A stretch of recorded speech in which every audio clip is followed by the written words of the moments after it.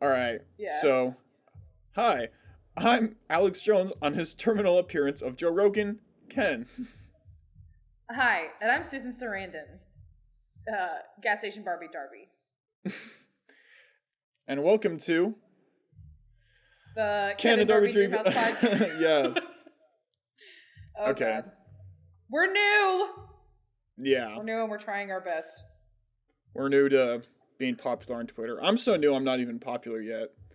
I know, and I'm very, very, very new to just having a positive ratio, so. Yeah. Okay, so this is like...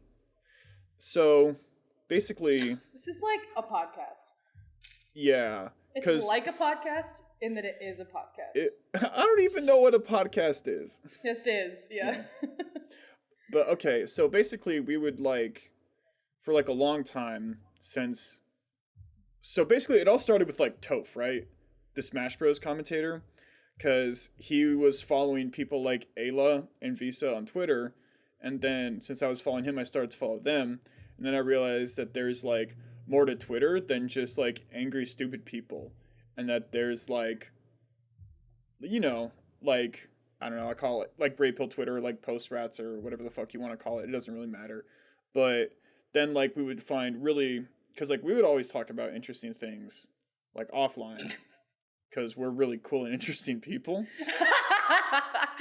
Oh, God. And yeah. But then, like, when we got into Twitter, we would, like, develop this habit of, like, if we saw, like, a really good tweet that was, like, man, I really want to, like, talk about this with Darby or I want to talk about it with Ken, then we would, like, message it to each other and we'd have, like, a docket. And a lot of times they were, like, hot takes, but sometimes, and, like, you know, a lot of times they're about, like... interesting things. Yeah. Sometimes they were about, like, sex war stuff, but a lot of times they were just, like, good. I have my doctorate in the sex wars, thank you. I lost an eye in the sex wars. So yeah, and we've been friends for since 2015. 8 years? 5, 6 years now. Was it 2015? Maybe 2015, 2016. Yeah. 2016, I think. So it's been like 5 years now, which is. And we met under interesting. We met in a college literature class. Well, we were arguing in like the literature class. Yeah. Yeah. Because back then we were like people with like sort of very not fleshed out worldviews, and now we're You got we're a really mouse smart. in your pocket? Hmm? You got a mouse in your pocket? Who's we? But yeah. So, anyways, we decided like we kept talking about it, and like. Yeah, I became friends against literally all odds. Yeah.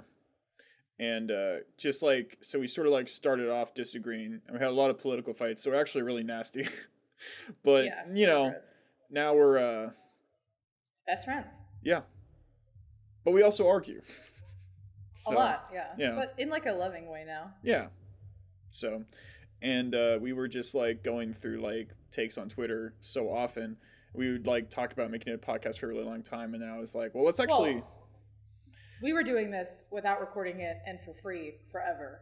Yeah. Like, we were talking to each other 3 hours a day, every day, and 6 hours on weekends. So, you know, like, I felt like the natural next step is to just start recording them. If nobody ever listens to it, it's cool. I still want to do it. Yeah. It's a lot of fun.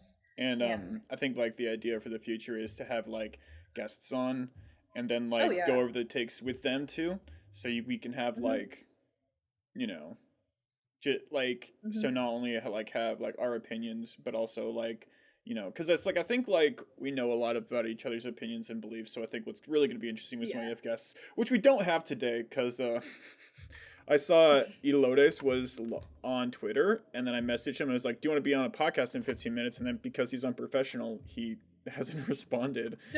Don't you say that about my perfect boy. I love him so much. No, it's cool. I knew it was like a long shot, but we figured we'd do like the first episode, you know, and then just like Also, you might notice. Well, are we going to give them a little bit of information on us? I feel like people should know. Okay. If you're noticing nails appear on this hand and there's none on this hand, it's because I'm actively putting them on while we talk. Yeah, and if you don't know who I am, then fuck you. That's like not as good as I think it is. Okay.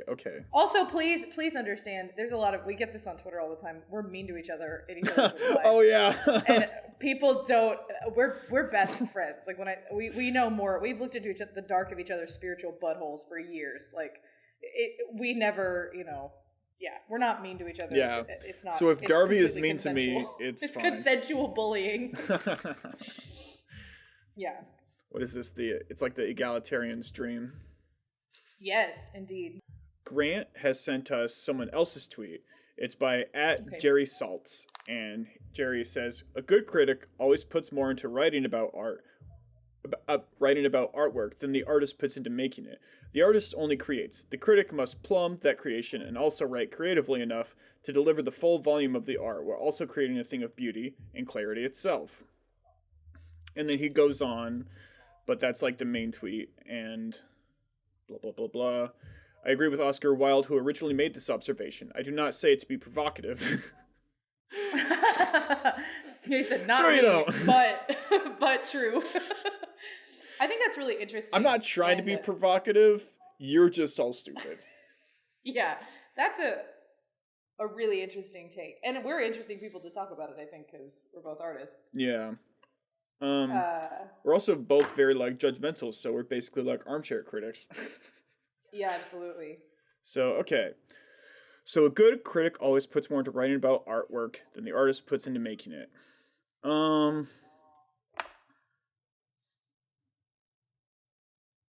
So that's like not true. I was gonna say this is provably false, I feel. Yeah. I do understand the impulse that like to be a good critic is actually, it's pretty hard if you're doing it right. Because you have to have a huge depth and breadth of knowledge about what you're talking about. And like criticism that doesn't hold up to criticism is not criticism. You know what I mean? Like if you're talking about people writing like for the New York Times, if they're like writing a critique of something, it has to be like very smart and it has to get to the point, or else people are just going to be like, well, you just don't like it because XYZ whatever. I mean, whether it's good or bad, but it's and I don't like when people are just like, oh, everybody's a critic. I mean, it is true, but I don't think the critics deserve like a bad name, because we should think critically, I think, about the art and media and the culture that we're in. Yeah, well, there's like a lot of... but it is not harder than doing it. It's not harder than doing it. So it's not harder than doing it. So, okay, so something I noticed, I'm looking at it, and he said, a good critic puts more into writing than the artist puts into make. He doesn't say a good artist. So... well, then that just, Yeah, and I think that, I don't know if that's like on purpose or not. I think it's not, because if you think about like, so I think really I think if we really want to like steel man him and say that there's like the best version of this take that exists in a parallel universe not written by this guy, then we're saying that that critiquing art takes more conscious ability and sort of cognition, and art you can get by on like your subconscious understanding it. Well, I feel like that's just a different skill. Like analysis is a completely different skill than creation. And the one is not better or worse than the other. Like they're, I think, equally difficult to like get better at. I would say that analysis is a little less intuitive. It's a little more like you can learn more, like you could read a book on how to analyze literature. Yeah. Well, it's like, whereas, I don't know. I'm thinking like, you know what I mean? Well, it's like, maybe. I feel like art critique, like I always was like super skeptical when I was like a kid about it. You're kidding. Yeah. And like, because I was like an argumentative little shit, and I would like read things that were like I remember I was in my freshman year of college, because this is like right before I took my film appreciation course with like a really good professor who was like explaining like about how like symbolism worked and these things worked, and he made very sort of convincing arguments about a different way of looking at film that like sort of expands it, because like a really good critique helps you like understand like Oh appreciate the yeah. good more. Like people think of like critics as people who are snobby and tell you to like not enjoy things. And there is a whole of like I think part of the reason that this take like popped That's off, like the cultural meme understanding of them, yeah. yeah, because it's like there's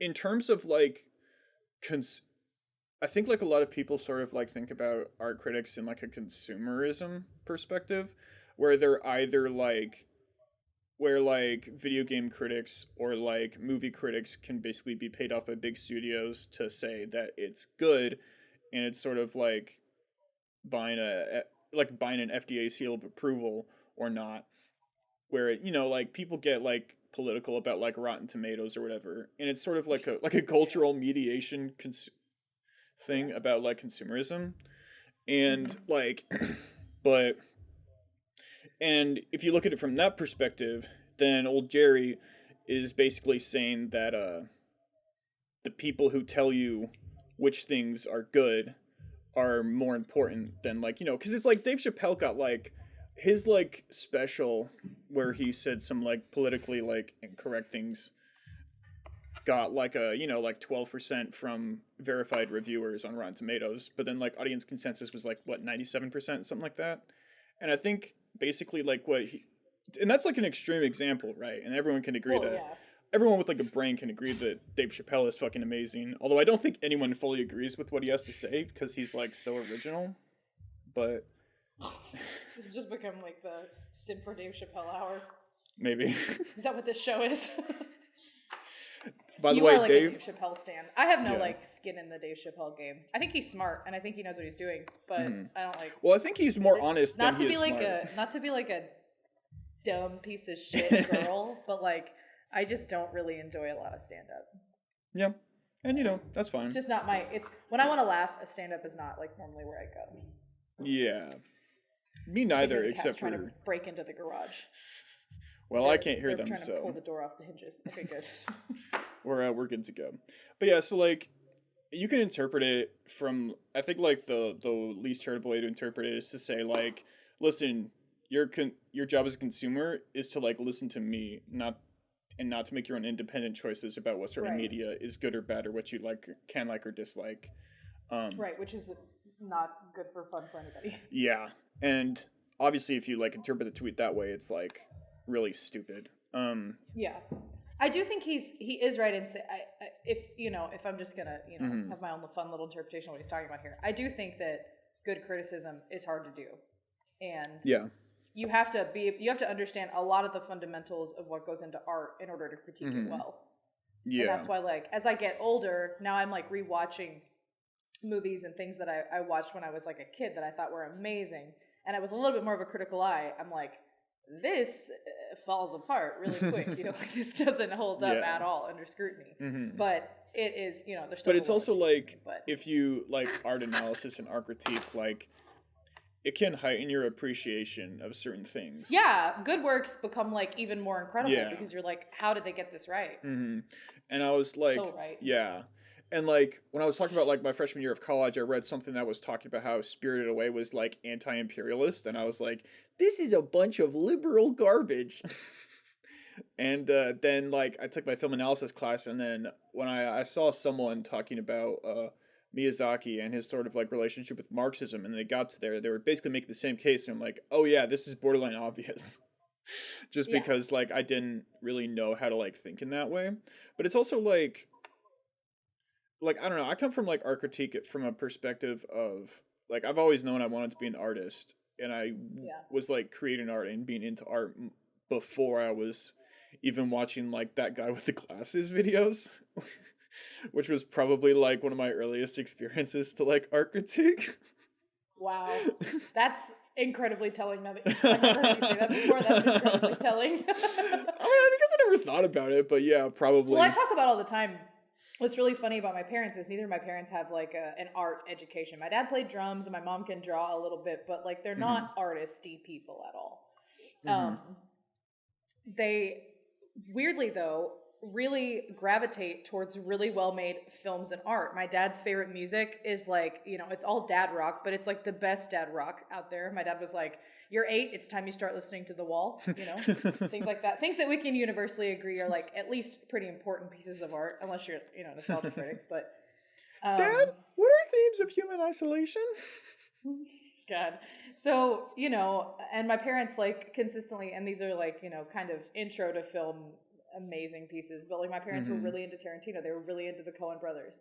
They really liked Napoleon Dynamite when it came out, like things like that the average middle American, is not super like into, you know what I mean? And a lot of I Ben think Stiller that like comedies. but my parents like really brought me up on like a pretty interesting sort of like quasi highfalutin taste in things. And I think it's like really, it's telling though that like my parents who don't know anything about art gravitate towards these like really well done stories and these really well done pieces, because they're like, this is so good. Can't you just understand how good this is? And I think I like Tarantino because Tarantino is good but also cool, like, so I think that's what like that kind of is for them. But it's I would really say that Tarantino is actually cooler than he is good, even though he's extremely good. I would agree. He's extremely good, but yeah, he's so cool. That's the cool thing. But my parents, it's just really interesting the way that like good stories, everybody likes a good story. Everybody liked Star Wars when it came out. It wasn't just like teenagers. It was like everybody, because it's really well done, the original trilogy. Yeah. Like that. And I think like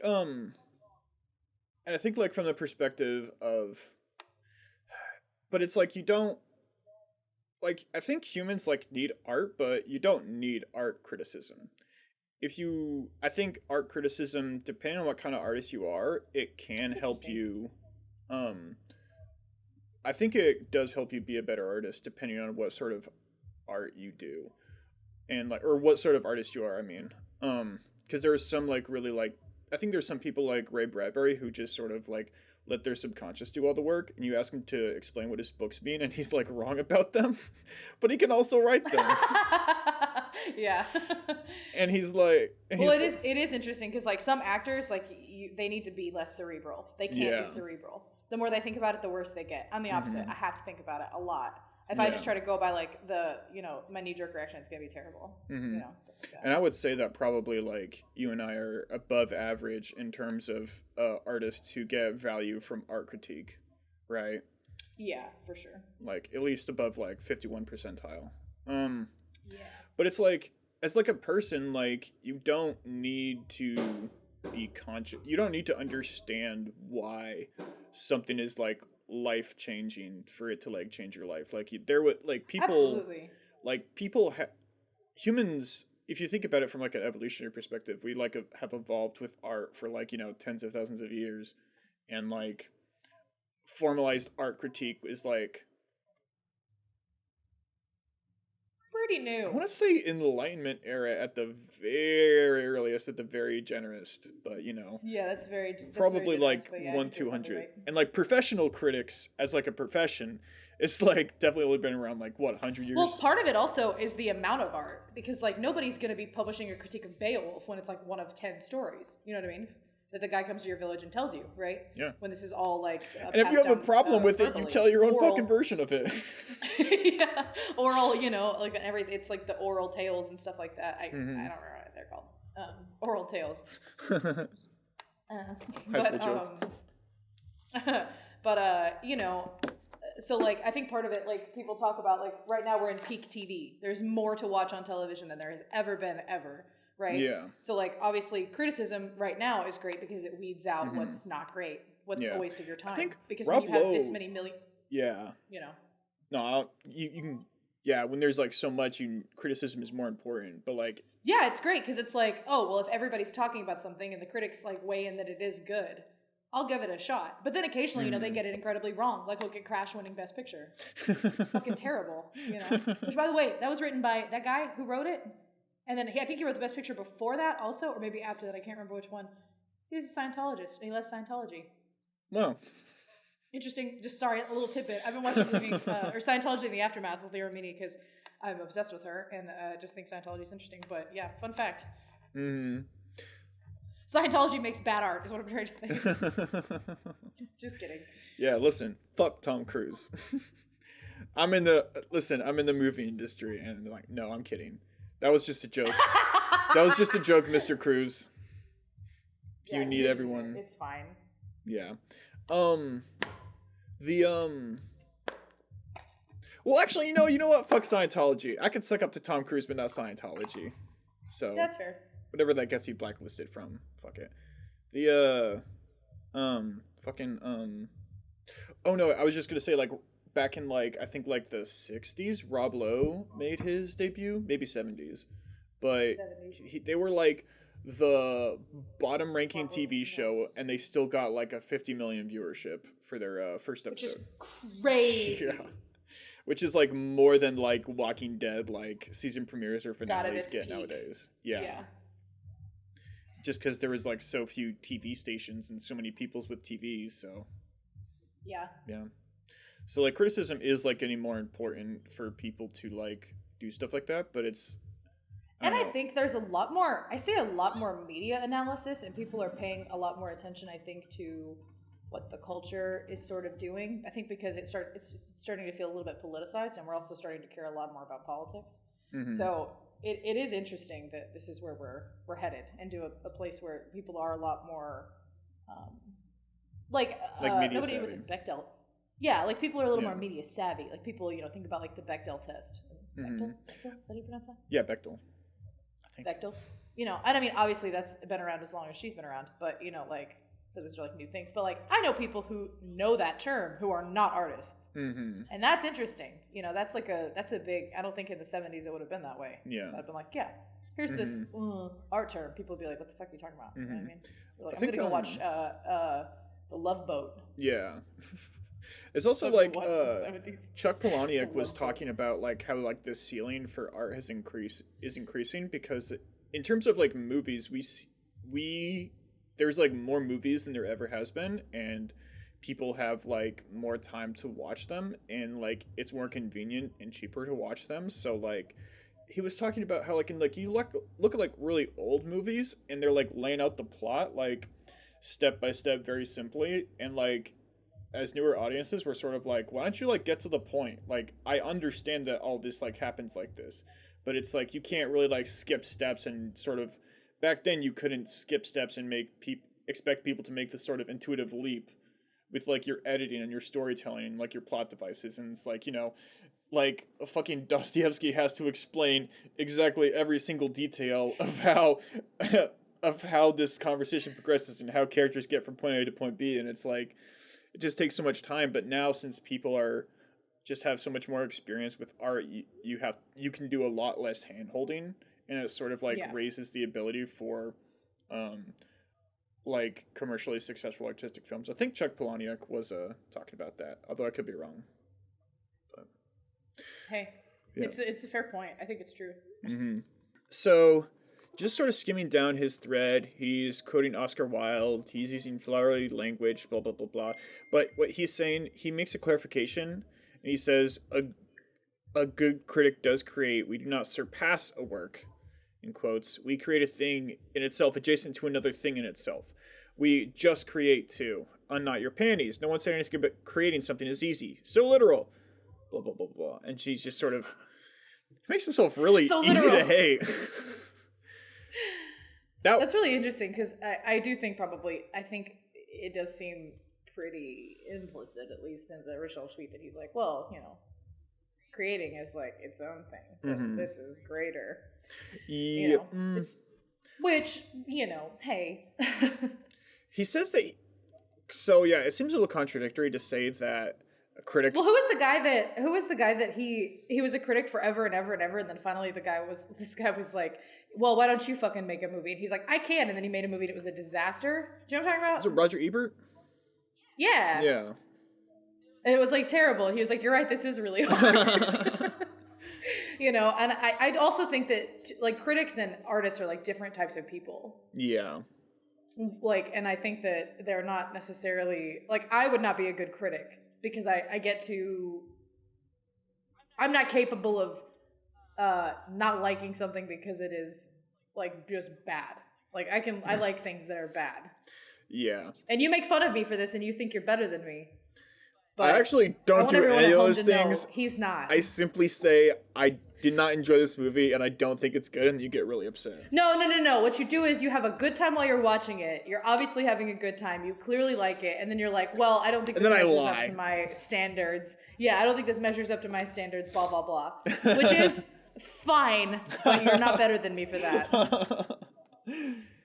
Like, that's the thing. I don't hold it against a movie when I have sometimes even major grievances about it. Yeah. See, that's the thing. Like, you're a better person. Oh, wait, my computer is dying. I'm just kidding. It's not. Because I have it plugged in. It's this person on a desktop. I hate it here. Yeah. Why did I agree to do this with you? I like you.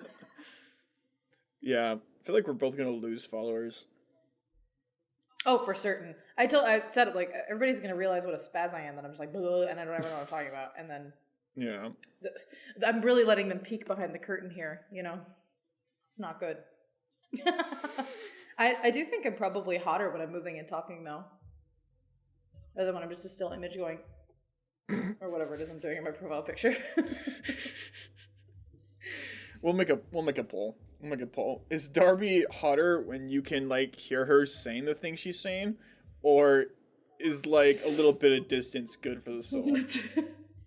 It's really interesting that you say that, because I was thinking today about pretty faces. Because, you know, this is what occupies my mind. But something really interesting is Robert Greene talks about in The Art of Seduction, which, you know, you can ha at that all you want. There you go. But I did read it a lot and did recommend it a lot, but I was a different person then. But anyway, one of the things he talks about when he talks about the siren archetype, which is supposed to be like a super feminine, heightened like appearance of a woman, and there's two types. There's the theatrical siren, which is like Cleopatra, and there's the sex siren, which is like Marilyn Monroe. So the theatrical siren is you want to emulate like the stars of the silver screen of your day. Like, what is the media hyped up best looking version of a woman, right? Like, what is the thing that's in vogue right now? It'd be like an Instagram baddie, right?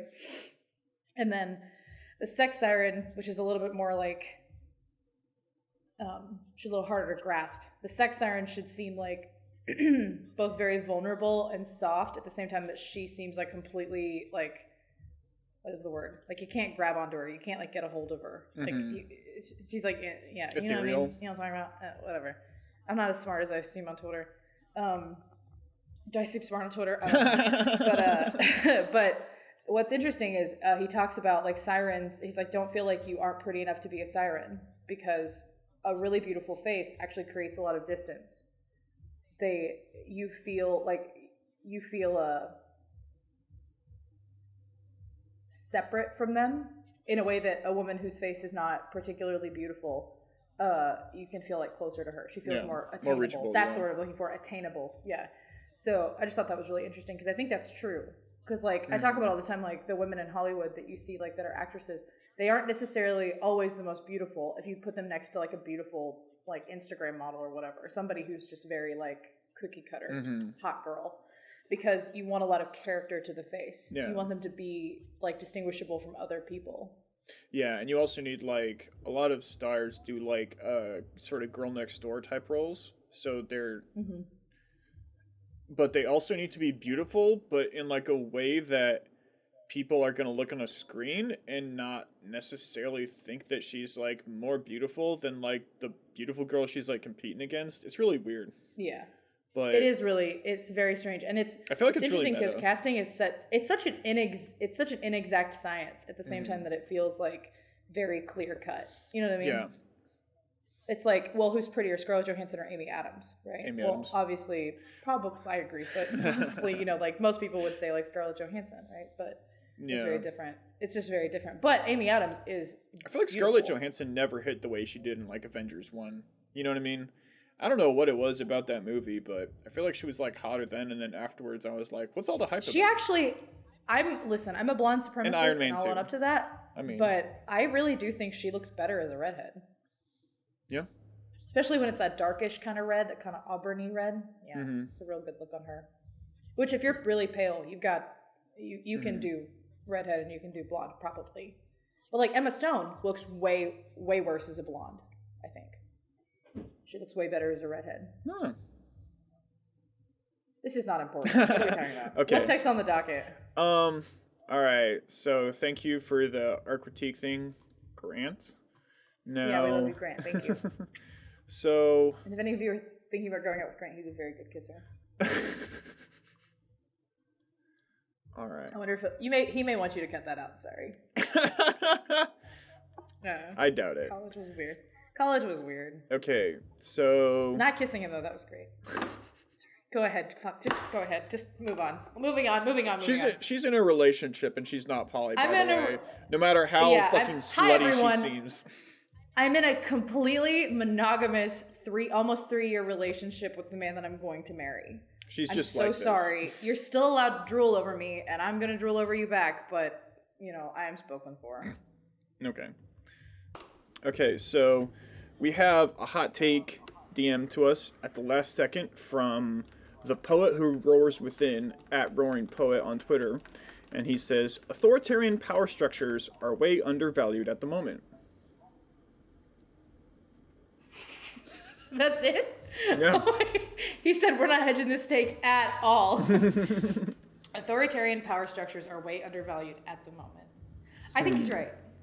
Certain things do need a sort of authoritarian power structure to work well. I mean, I think for certain people. Yeah, well... Certain there's always going to be people who buck the system, but there are some people who do work better. That most people don't want freedom like they think they do. They want stability. Yeah. It's interesting because it's like what's the whole thing about like safety and freedom is just like, well, if you can't, if you don't, people who give up a little bit of freedom for a little bit of security deserve neither and will receive both. Yeah, Benjamin Franklin. I think he's like really close to being right there because I think the word stability fits better. I don't know. I really agreed with that when I was younger, and I'm not actually sure I do anymore, just because. Really? Yeah. Well. That's interesting. Well, I think I used to feel more like I felt better than other people. And I was like, well, like the normies or whatever, I would have called them like the drones or whatever. Like they're not real people. And now I'm like, no, bitch. Listen, you psycho. They're real people. Yeah. And they're okay and they're fine. There's nothing wrong with being a normie, Darby. So like, this ties into something I've been thinking about for like a minute. And that's like to be like self-actualized. So like to be free or to be like an individual or to be like someone who has a completely like original opinion on something, right? That it's a very like stressful and difficult thing to do, and you can only do it if you're like interested in it. And I think people sort of like look at like freedom and independent and like think like being an independent thinker, I guess is what I'm really trying to say, although I think it is sort of tied to freedom. I know I'm sort of taking a detour away from you, Max, but we'll get back to you. But I think like, so people think it's like you're either like a self-determining individual or you're not. Like you're a sheeple or you're not. And like, and they, usually that comes with the, the idea of, well, I, the speaker, am a self-determining individual. And yeah, I'm not a sheep. Yeah. But like, honestly, when it comes to like cars, I like just go with the flow. Like, I heard that like Japanese cars are more reliable. I have a Japanese car and I'm probably going to get another one, right? Like, I was like, when you're driving, yeah, I'd hope so. But so like there's a lot of people with a lot of opinions about cars who can like say like, well, that's like a general rule of thumb, but you're not really like thinking about cars. You're not actually doing your own like research. And I'm like, yeah, I'm a sheeple when it comes to cars. I follow the rules, I'm just like, but there's like other areas where I would consider myself to have like really original thoughts. Like actually film analysis. Like I've never, I guess I haven't looked at it, but I feel very strongly that Pan's Labyrinth is all about like, female adolescent developing sexuality. And that's not a take I've heard like anywhere else, and I had it when I watched it. So like that's something like that's one area where I can say that I'm like pretty confident. I try and not like unique thoughts, but like thoughts that come like thinking from first principles, I guess someone might say, right? but it could be like a case by case and area by area thing, right? It's not like, I don't think that anyone has time. Maybe they used to, because it's like, I think it's like there's like a culture against like polymaths now, just because like the system is broken.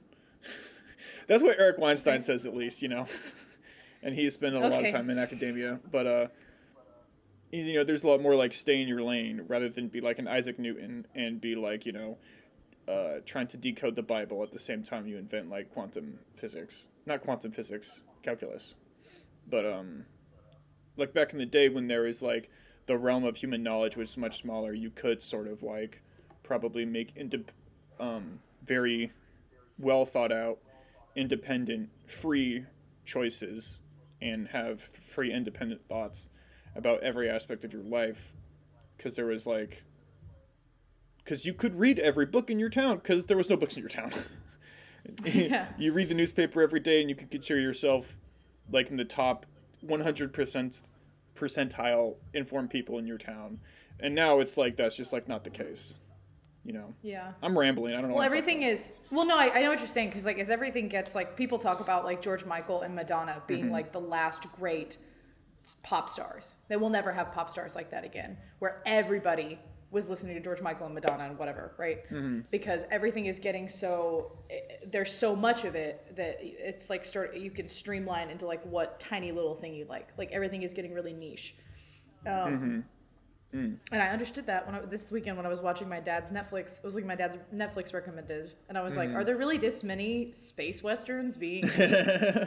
I guess so. Like I'm so surprised. Yeah. But back in the day, people had arguments over whether Firefly was ripping off Cowboy Bebop or Bebop was ripping off Firefly, because those are the two space westerns you had in 2002.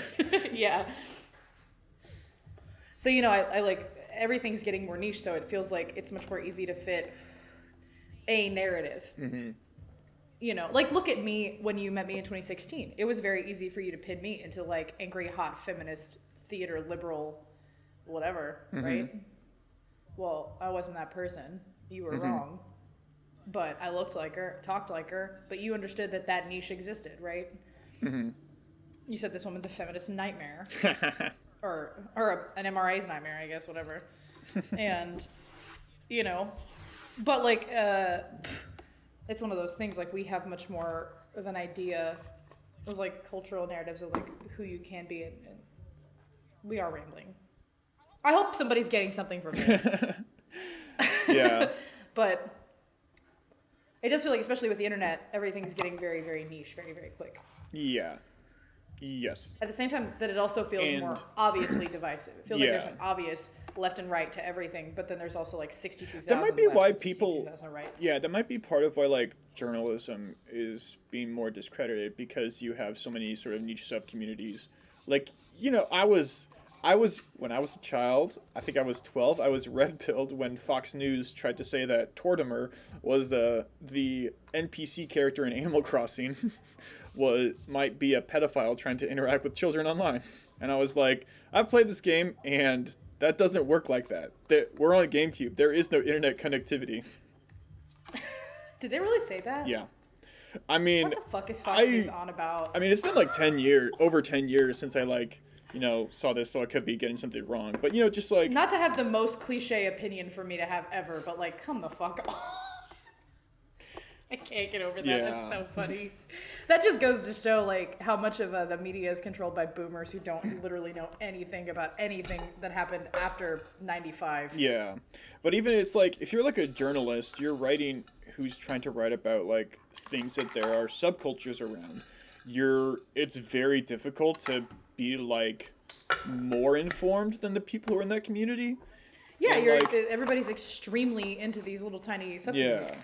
So, and like the people who are in there just like they know what it's about and you don't.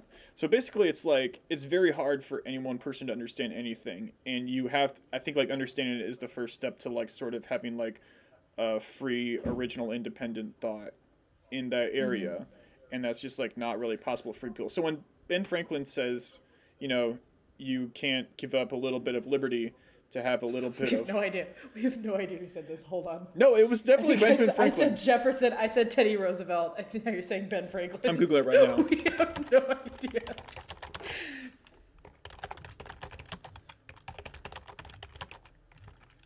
I can't type with these nails on.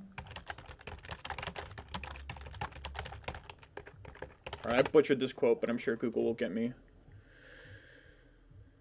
Yeah, it's Ben Franklin. It is Ben Franklin. You were right.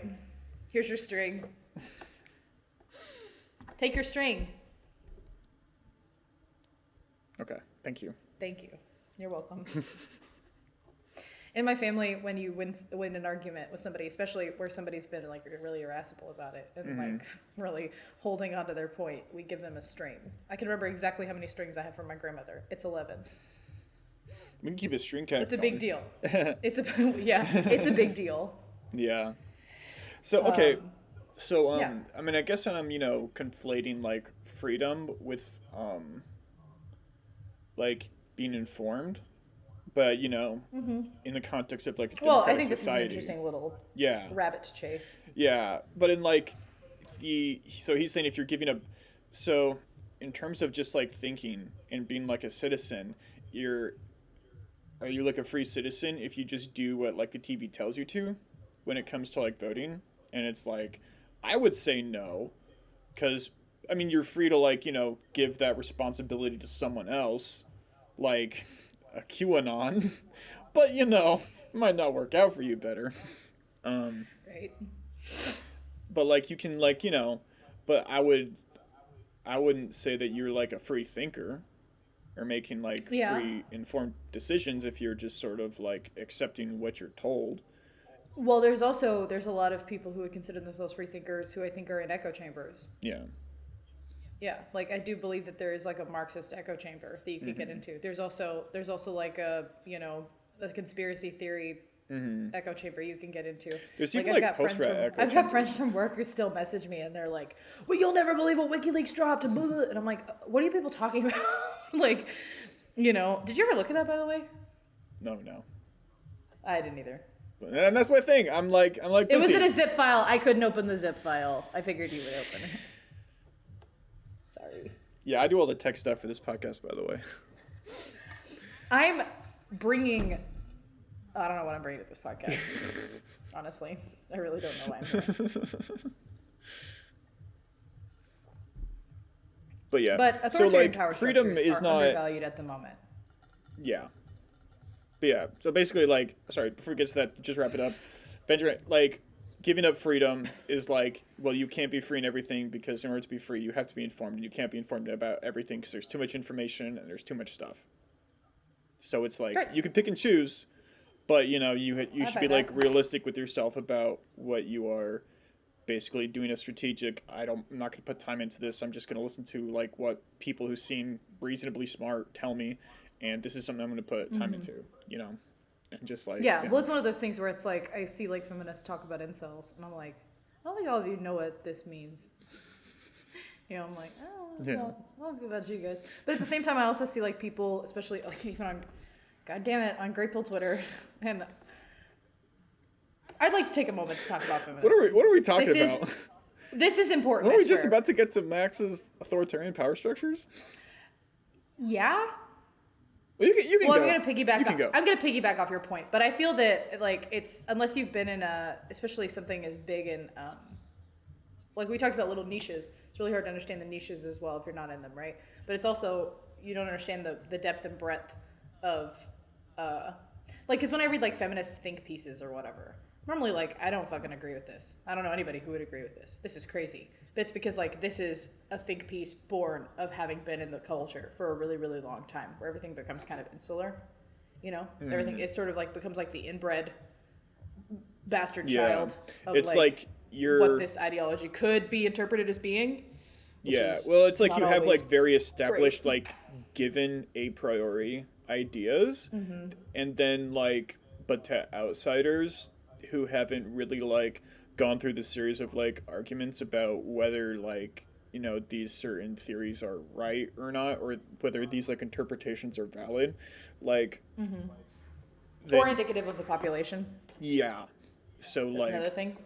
but I mean, you know, it's like if you think about how like a community tries to like evolve its thought, you just have like you keep passing around like ideas and stuff until someone like phrases it in a way that like makes sense to most people, and then it's like, Right. okay, well, since that's a given, then we have this, you know, like Ted Kaczynski Well, what's next? Yeah, is like what's next? a priority. Until you're Yeah. Well, yeah, until you're 500 steps down this like ladder. Well, that's where you get into crazy shit. But that's with any ideology of any kind. If you get 500 steps down in ideology, everything will start to look a little weird and like almost, you know. Well, and like, for like Grateful unrecognizable. Twitter, yeah, I would say that like Ted Kaczynski's writings are like borderline obvious to most people in Grateful Twitter, even if, you know, most of us aren't mass murderers.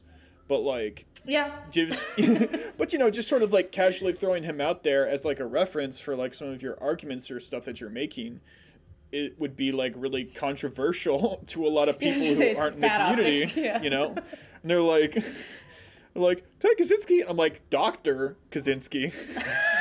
Stop! Oh my god. Can they take your doctorate if you like become a mass murderer?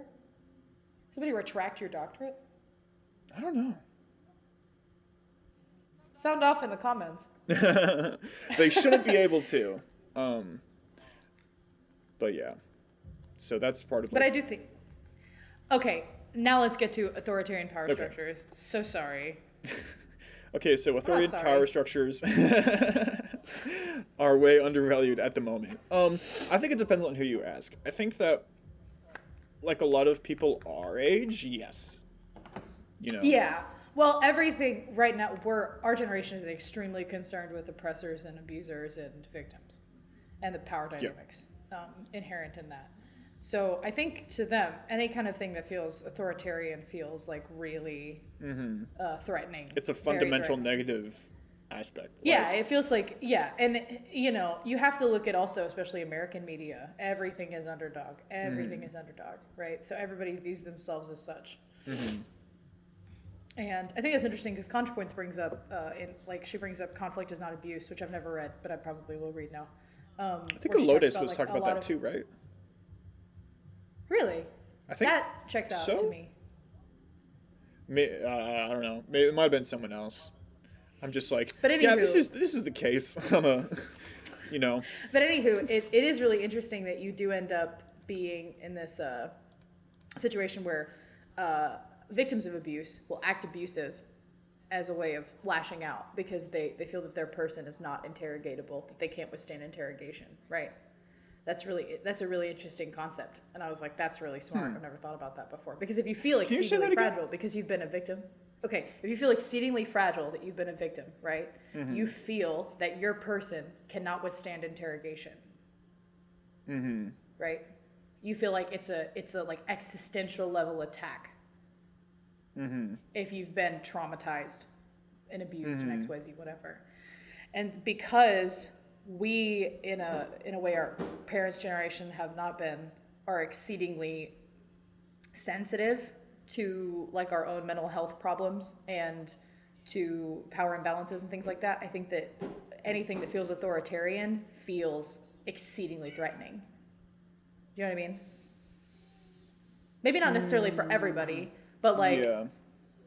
also I think it's a thing where I mean, I think this see is like bigger than older just people like talking about. people who have been like victimized in our. Well, generation. yeah. But people talk about like millennials. Like I see older people talking online. Like I read this post where this guy was like, I really like it when I see millennials telling their bosses to fuck off when they're like, that's not my job, stuff like that.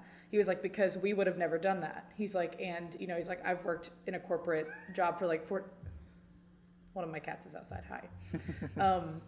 A corporate job for 40 years. I gave them my life. I gave them my soul. It's offered me nothing. So I like to see young people in the workplace being like, no, you're not going to treat me this way.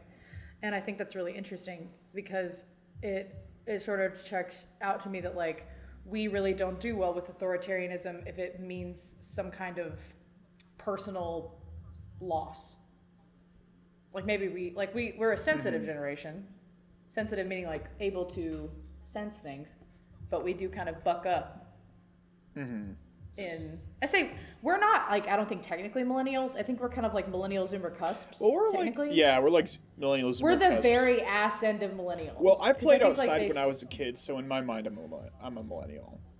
Yeah. I grew up without, like, we had like shitty dial-up internet in my house when I was like 12 or 13, and I could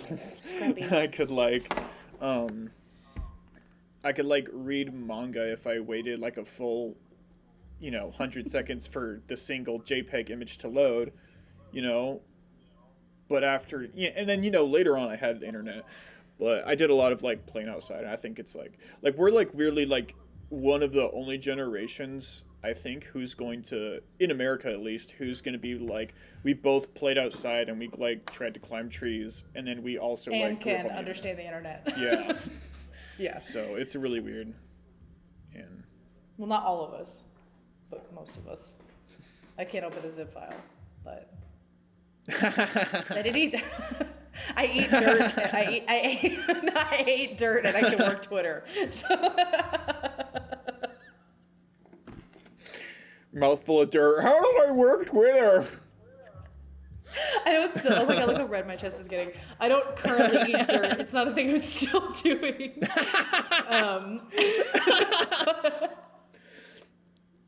It's like Shane Dawson. I do not eat dirt. I've never ate dirt. I will never eat dirt. Please don't look at my red neck. But yeah, so I think that they're, yeah, I agree that authoritarian power structures are way undervalued. And I think that people who... I think he's right. Yeah. I wish he'd given us more to go on. Well, it's like, I feel like... That's a bold take.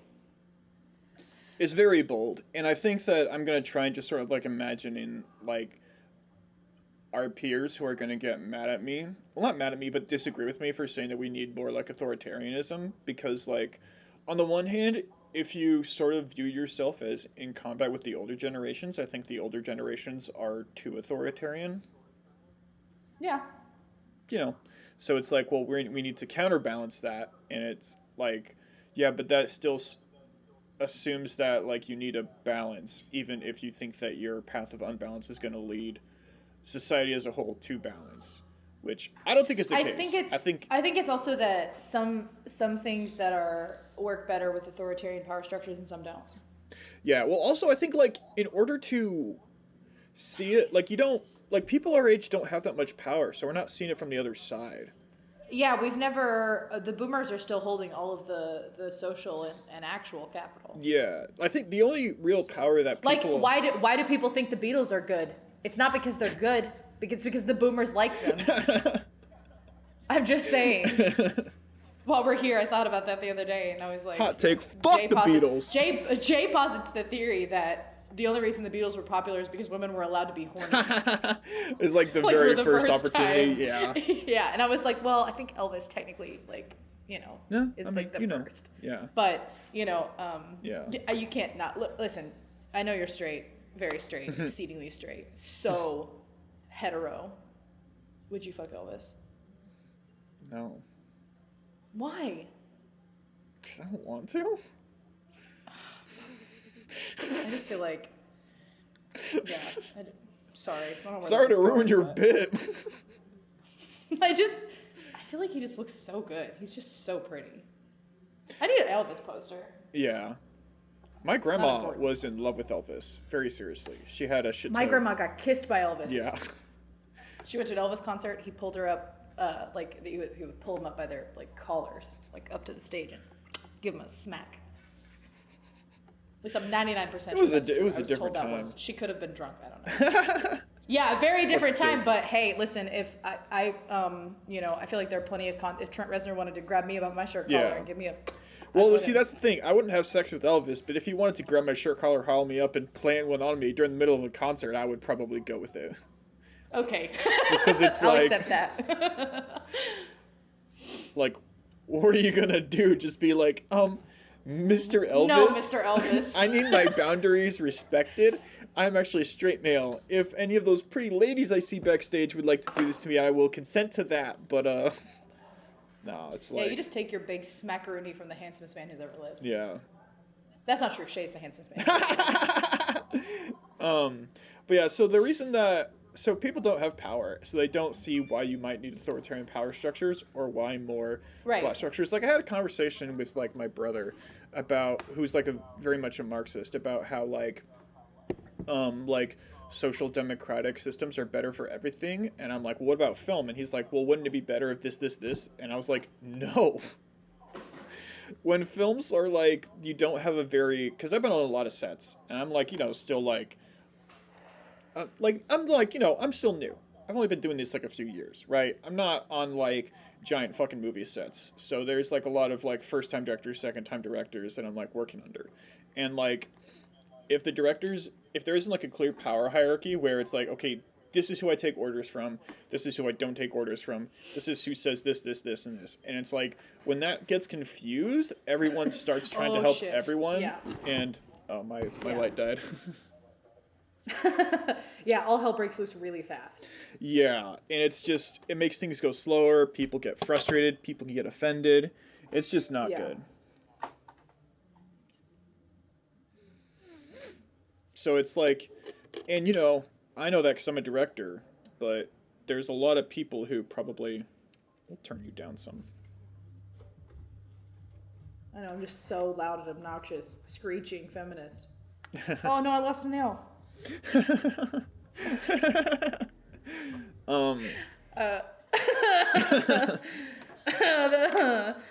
Yeah, but yeah, I'm really not. It's like over here. Yeah, it's, and you can say like when I think really like the argument to be made is like if you look, the power that people like us do have is over sort of like internet moderation forums, right? Like, there is very few internet mods or like Twitch chat mods or YouTube comment like removers or whatever who are like really old. They're all our age, and then when you put people in that situation, they really understand the sort of authoritarian, well, I'm just going to say what I say goes, and I don't really have to like make rules that are like super consistent or fair because I know the spirit of the law in my own heart. But then when they look at like authoritarianism out in the real world where it has like quote real power, they're like, well, I expect you to be like rigorous and you're so hypocritical, so this is like not acceptable. And like so I think like part of the reason people think that is just because you don't have power, so you don't see why having a my way or the highway would be better. But like I've been on sets where it's like everyone is like, can the director just like grow a fucking pair and just like yell at this person? Yeah. And that's where you get situations like, Christian Bale like fucking going screaming off at that light guy. Yeah, because it's like, and if the I love explaining that to non-film people. Oh yeah, and it's like, no, they're like, that's so terrible, and I'm like, no, I promise you, he was doing it for the greater good. Yeah, and well, here's the thing, maybe not. Maybe like this was the guy's first fuck up, and the director was actively about to go stop him, and Christian just was having like a bad day or whatever. But like, typically, I'm saying what I mean to say is there is a universe. Yeah. And it could be this one where Christian Bale is not fucked up for doing this. Yeah, but it's honestly like, there's a hierarchy and there's like an order to things, and if that gets fucked up, then everyone's lives is made more miserable. And this is very obvious on like movie sets, and it's also like an opt-in thing where like certain authoritarian countries like aren't they're like sort of born here, and then sometimes you're not allowed to leave. So so this might be a shorter one. The only reason Trump didn't start any wars in quotes is because there were no easy opportunities for them, and the Iranians had the sense to not respond appropriately, which would have started one. Tearing up the Iran deal for no reason and killing Soleimani are acts of war. So on the first end, they are right that the whole, remember the World War III moment? Yeah. No, I remember. That? Yeah, I remember because you freaked the fuck out. I remember. But whether it was moral or not to be drafted. Or to dodge the draft. It's definitely not moral to be drafted. Yeah. Well, probably not moral to be drafted, I mean. Yeah, but... so it's like... But anyway. Yeah. So there's like... So I think there's like there's like a few different ideas here, because I'm also looking at like the whole thread of like, Blah blah blah blah blah blah blah blah blah blah. I do think it's true that he did sort of act like he was going to start a war with Iran, and Iran said no. Yeah. That's real. Well, as far as I understand it. Yeah, it was definitely so. Okay, the first thing is like the Iran thing, right? Like, was that an act of war? So, as I think the story goes, they basically launched a rocket at one of our bases, and then it was time to like, and then the generals took it to Trump, and they're like, here are our options, and they did the sort of thing that you do with your supervisors, where they were like, here's 3 options we think would work. Here on the light end, we can just admonish them with words. Here on the more extreme end, we can like shoot a missile and maybe kill Soleimani. And here's this middle option. Here's what we really want. He's like, let's kill Soleimani. And they're like, what? Because they were like expecting him to pick like the sandwiched one, But like, so was that an act of war? So they launched missiles at us, and we launched missiles at them. The whole thing about them launching missiles at our bases, I know from a guy who was deployed over there, or whatever. He was saying that. Don't name drop him. Oh, okay. Well, just let's call him. Oh my god! How about we call him Jeb? Okay, so something that can never be traced to his real name. You gotta edit that out now. You can't just name drop this poor veteran. Okay. So this guy Jeb. So Jeb was talking about how he was stationed over there, and how he was like, he's like, basically this sort of act, like when they do that, you don't even stop eating your meal. It's like, yeah, maybe this was like I think it's like the only time I ever saw someone get injured is when they were like, standing up and walking to their stations or whatever, as per protocol, and they like tripped on their shoelace. So it wasn't like a serious attack in terms of that, but like in terms of like, you fire a missile at us, we fire a missile at you. It's not our fault that we're like, that we have like better missiles and better bunkers and that, all that. So it's like, I mean, I'm not really educated. Also, wasn't there this whole thing about they weren't even 100% sure it was the Iranian government or something like that? Maybe. There was a lot of information flying around there, but... Yeah. And nobody really knows but the generals in the office. Yeah. I mean, I don't know. Here's the thing. Nobody really knows but Mad Dog. Yeah. So, like, the U.S., we don't necessarily, like... If we want to declare a war, we're going to declare a war. And if we want to put our troops in without technically declaring a war so we don't have to ask Congress, that's what we're going to do. Trump didn't do that. He did, like, a missile strike. Like, earlier in Syria when something... I don't remember what happened, but he was like, all right, well, we're just going to, like, launch missiles at their base. And they killed a few people. And then that was it. It didn't, like, escalate, right?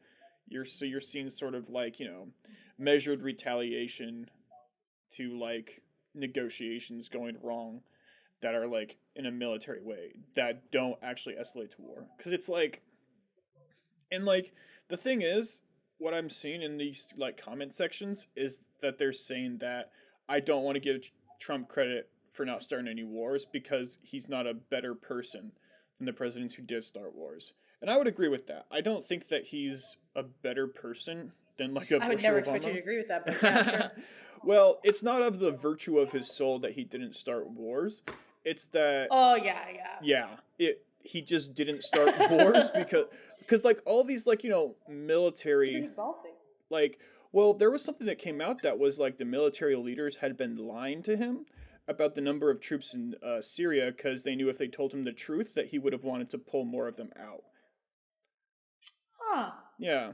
And that was sort of portrayed as, like, the LOL Trump type thing. But, I mean... and this was, like, published... in like a reputable sort of center left thing, I think. I can look it up if like some of the comments like is like challenging this, I suppose, but it's like... For the record, while we're here, let's just say nothing we say is beyond reproach or you telling us we're wrong. Oh yeah. We'd love to learn. We love to argue. We should have said that. Well, learn, yeah. It's not even argue. If you're just right about something, we'll give it to you. Yeah. You're good. And also, like, we're talking... Don't ever think that we're speaking from some position of authority. Well, listen, I have a mic, and people in the comments don't, so I would call that authority. We need more authoritarianism, and... Shut up. That's just true. Needed here. Yeah. So it's like he Huge. but it's like if you look at like he's like anti-war in the sense that it's not that he's against the idea of war. And you look at his rhetoric Oh, and you look definitely at his not. military strikes. It's not like that.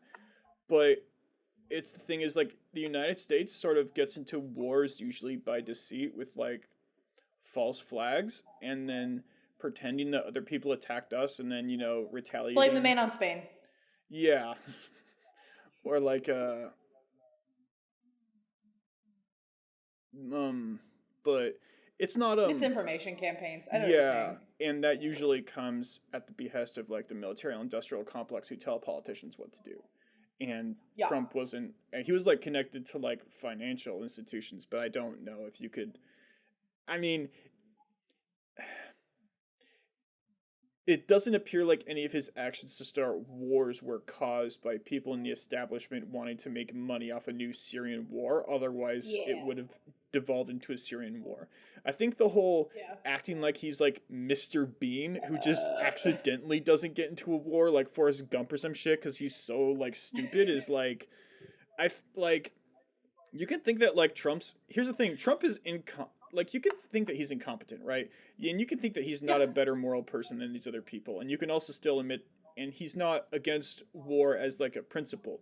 But the thing is, his handlers didn't tell him to start a war because he didn't really like have handlers that he listened to, and that's why we were involved in war. And if your handlers aren't telling you to try and like bird dog people into wars with the U.S., most people don't actually want to go to the war with the U.S. So, you know. And the other thing is, he really did spend. Looking back on it now, I mean, with all of like a month's perspective, no, like 2 weeks perspective, 6 days perspective, it feels like it happened like, I don't know, it both simultaneously feels like he's still president and also, you know what I mean? Mm-hmm. That my 2020 fucked my sense of time up completely for like the last decade. Yeah. Which is so dumb. But, like, looking back on it, it really seems like Trump spent most of his time concerned about what was going on at home. I don't really know what he spent the bulk of his time doing, because it really seems like he didn't do that much. Yeah. Like I remember like when he got elected in 2016, and a lot of my like gay friends and LGBTQ plus IA whatever people were like really concerned, and I was concerned. I didn't think he'd ever get elected, and then I was crazy concerned when he did get elected. But it is really funny looking back, like how little has actually changed beyond like certain like when he took like trans people out of the military, like he did things like that, but for the most part, like how much he actually changed our day-to-day lives, it's very little. Like he did do but some also stuff. I think he really counted on getting a second term. Oh yeah, I really think everybody assumed he was going to get a second term. This was the upset of the century. Yeah. And like, so, on a certain level, who knows, he may have just been hedging his bigger shit till his second term. Yeah. Maybe. Fair enough. But also, people talk about how much time he spent golfing, and I know that that's like a meme. Mm-hmm. But like on a certain level, he really did spend a lot of fucking time golfing. Mm-hmm. I'm trying to think. Like a lot of time at Mar-a-Lago.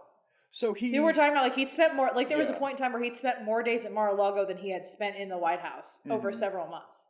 And I was like, on a certain level, like, are you really governing that much if you're not in the White House? Yeah, I feel like in terms of I don't know how presidential handling works, but in terms of like optics and narrative, he was a complete like rebel. I think in foreign policy is the one area where he did sort of have drastic changes where you don't have wars, and just because and you do pull people out. Yeah, he never pulled out as many as he said he would, or as fast as he would.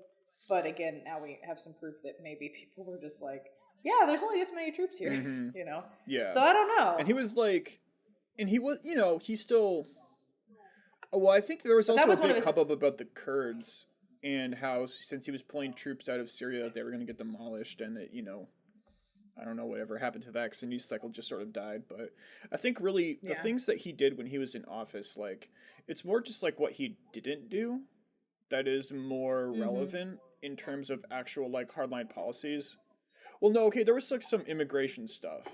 I know like my sister works at a college and she was talking about how like there's like there has been like less students and that they've had that were there on like education visas. Yeah, international students coming in through like the graduate program because of Trump's policies, and I was like, oh, that's like something that like really affects it, you know. But Yeah. And in terms of just like the psychic damage to people who are like on the internet and in his comments, it's been like enormously different, right? But Well, I think that's one of the things that people, you know, rejected so much about Trump from the jump was that he wasn't even acting like yeah, when he was running. This is before he was ever elected. He wasn't even. It seemed like he wasn't even taking it seriously. Yeah. And then for people to like actually be like, "Yeah, I like this guy who's not taking the job of most important person on earth seriously," that feels like very like, oh shit, you know, that's a big thing. yeah, and like Because like, well, like compare, you know, Bush after 9/11 saying like, I want you to understand like the people of Islam are like our friends, like our people across the world, that this is not an attack on your religion. And then compare Trump's, you know, everything he said on the campaign trail. yeah, Very different. but then, you know, And there is, compare like on a how certain many, level, you know, if you compare how many Muslims like Donald Trump killed versus how many Bush killed, and you know, it's like the perception is like completely optics. divorced from like the policy, because like the policy, what happened is he restricted some immigration. He was like I'm not disagreeing with you. Yeah, and but I am saying that like there is a certain like, I would prefer at least a little stateliness from the most powerful man on earth. Well, it's like the fact that he got elected means not a that ton, there's just a little. I feel like the biggest takeaway from him getting elected is that nobody has faith in like the neoliberal order anymore, or enough people don't. Well, I mean, you could say like, you know, when Biden got elected, take. well, and then when Biden got elected again, so it's like, well, maybe people do have faith in it, but like, I think, you know, just like, I don't know. know, I think institutional saying that, like credibility, I guess. looping Biden to neoliberalism, it's just it's a hard buy for me because Really? like because people didn't vote Biden in, they voted Trump out. Yeah. And the Democratic Party, you know, capitalized on the people just don't want Trump in the office anymore, so we can pretty much put up any guy who's in our pocket, and Biden was the guy that got picked. Really. Yeah. I'm not a doctor. Well, I mean, yeah, I would say that Biden is like a neoliberal and sort of. I mean, well, like I used the word. Well, he's doing a bunch of like little neoliberal like treats. Like now, if you email the White House, you can put your pronouns in the thing. Like you can put your pronouns in the email, but like he's doing little things like that. We'll see what actually ends up happening, right? These are people on his staff who are all about being like, yeah, we're definitely not establishment Democrats. We definitely have some neoliberal ideas, right? And it's like, well, no, they don't. Well, like, I mean, time I was will thinking tell, like, but I bet you they don't. Yeah, well, I mean, I was thinking like these are little like sort of dressings. These are dressings. These are like flags to wave to say like, look what we're well, I mean, look what we're it's doing. like, That's exactly what you want. I mean, like when I say neoliberal, I'm talking mostly like the like sort of center right, center left, bipartisan deals that like Democrats and Republicans have sort of like agreed on for like the last 30-ish years. You know, people point to Clinton as like the start of like neoliberalism or whatever, but sort of like maybe I need to be more specific. What are you talking about? I'm talking about like, you know, the idea of having like believing in elections, and the idea of like believing in like that the establishment will like work itself out, and that we'll go and we'll vote differently, and then, you know, our politicians will ballot out, and we're all using like our rational minds to decide who like did the best job, and then we go home and we vote, and whoever, you know, made the best man win. It's sort of like the core system is sort of predicated on the idea that there is this like combat, and then like the truth will emerge from that. And I maybe I'm just talking about like American liberalism, but like the idea of like believing in like the establishment, as opposed to someone who like, if you vote for Trump, then you know, one of the things you could be interpreted as saying is like, well, the establishment is fundamentally corrupt, and throwing the monkey wrench TV show host in there is the best way to induce some chaos. It's an extremely steelman. It's like a centrism voting for Trump. But... it's like well, I guess when I say neoliberal, I'm talking about like pro-establishment centrists. Okay, yeah, that I'll buy. Yeah. Pro-establishment centrists, That I'll buy. Yeah. Which I do think that one of the interesting things to see to come will be whether our generation kicks the DNC. Mm-hmm. Because on a certain level, I think with Trump in office, it's like, yeah, my allies are my allies. I'm going to take them where I can get them. You know what I mean? But we'll see if Biden doesn't give us what we want, we'll see if that sticks. Because, even within like our generation, which is once the boomers start really, dying off, we will be the which is happening power. in like 10, 20 years tops. It's within the next 10 years, I think we're losing the majority of the silent generation boomer people that are left. Like if you look at like, sorry, let's say, Dad. like the top 30 candidates for president of the last like 10 elections, they're all older than they were all like born in like the 1940s. So like if when that pool of candidates, it's like you're taking like basically the top 50% of the metagame off and then just cutting that off and then seeing who's gonna like rise to what the top. Shakes loose. So it's going to be and I really think crazy. I think it'll be a thing. We'll see whether or not we kick the DNC, because I think I know a lot of, like, I see like copy pastas where people talk about like, I'm not a Democrat, I believe in XYZ, XYZ, XYZ, XYZ. Right now Democrats are just the best thing that represents me. I see that like on Facebook and stuff. And I think like I like to keep a Facebook just to keep a temperature on like what's going on with like normie politics, But I see that a lot where people in my generation are like, we don't feel like an establishment Democrat like voter. Yeah, we feel like something else. But right now, Democrats are just the closest thing we've got. I mean, this goes back to the authoritarianism, right? Yeah. Like when it comes to politics, all of the people our generation are very anti-authoritarianism, but at the same time, like there's very little support for the actual parties that are anti-authoritarian, like Green Party libertarians, like. I think it's just going to be a thing where if Biden fucks this up, there's going to be something. I have no idea what's gonna happen. I did hear in this election, I heard a lot more talk about third-party candidates than I ever heard before. Mm-hmm. Yeah. I'm not saying I didn't check the polls to see if they polled better than normal, but I did see that, like, because like I never thought like Joe Jorgensen had like a snowball's chance in hell, because like people my age we're not libertarians very many of us are not libertarians. Well, a lot of us are, but at the same time it's like, I don't know, I feel like its heyday. A lot? Well, its heyday was Ron Paul. Ron Paul was an amazing libertarian candidate. He was an amazing orator, and he was saying things like how, he was like, I saw him on a clip of him on the talk show in like the fucking 70s. Where he's talking about legalizing drugs. Yeah, and the crowd is chanting, just say no, just say no. And then he was like... It's so funny. And he was arguing with someone, and he's like, you shouldn't have the government telling you to make good choices in your life. You could stand to lose a little bit of weight. How about the government come up with a diet plan for you? And I'm like, fucking get him, Ron. Jesus. Yeah. So... What a person. Oh, yeah. But that's like that's how far we've come on in that amount of time. Yeah, I don't know. Also, it feels like things are.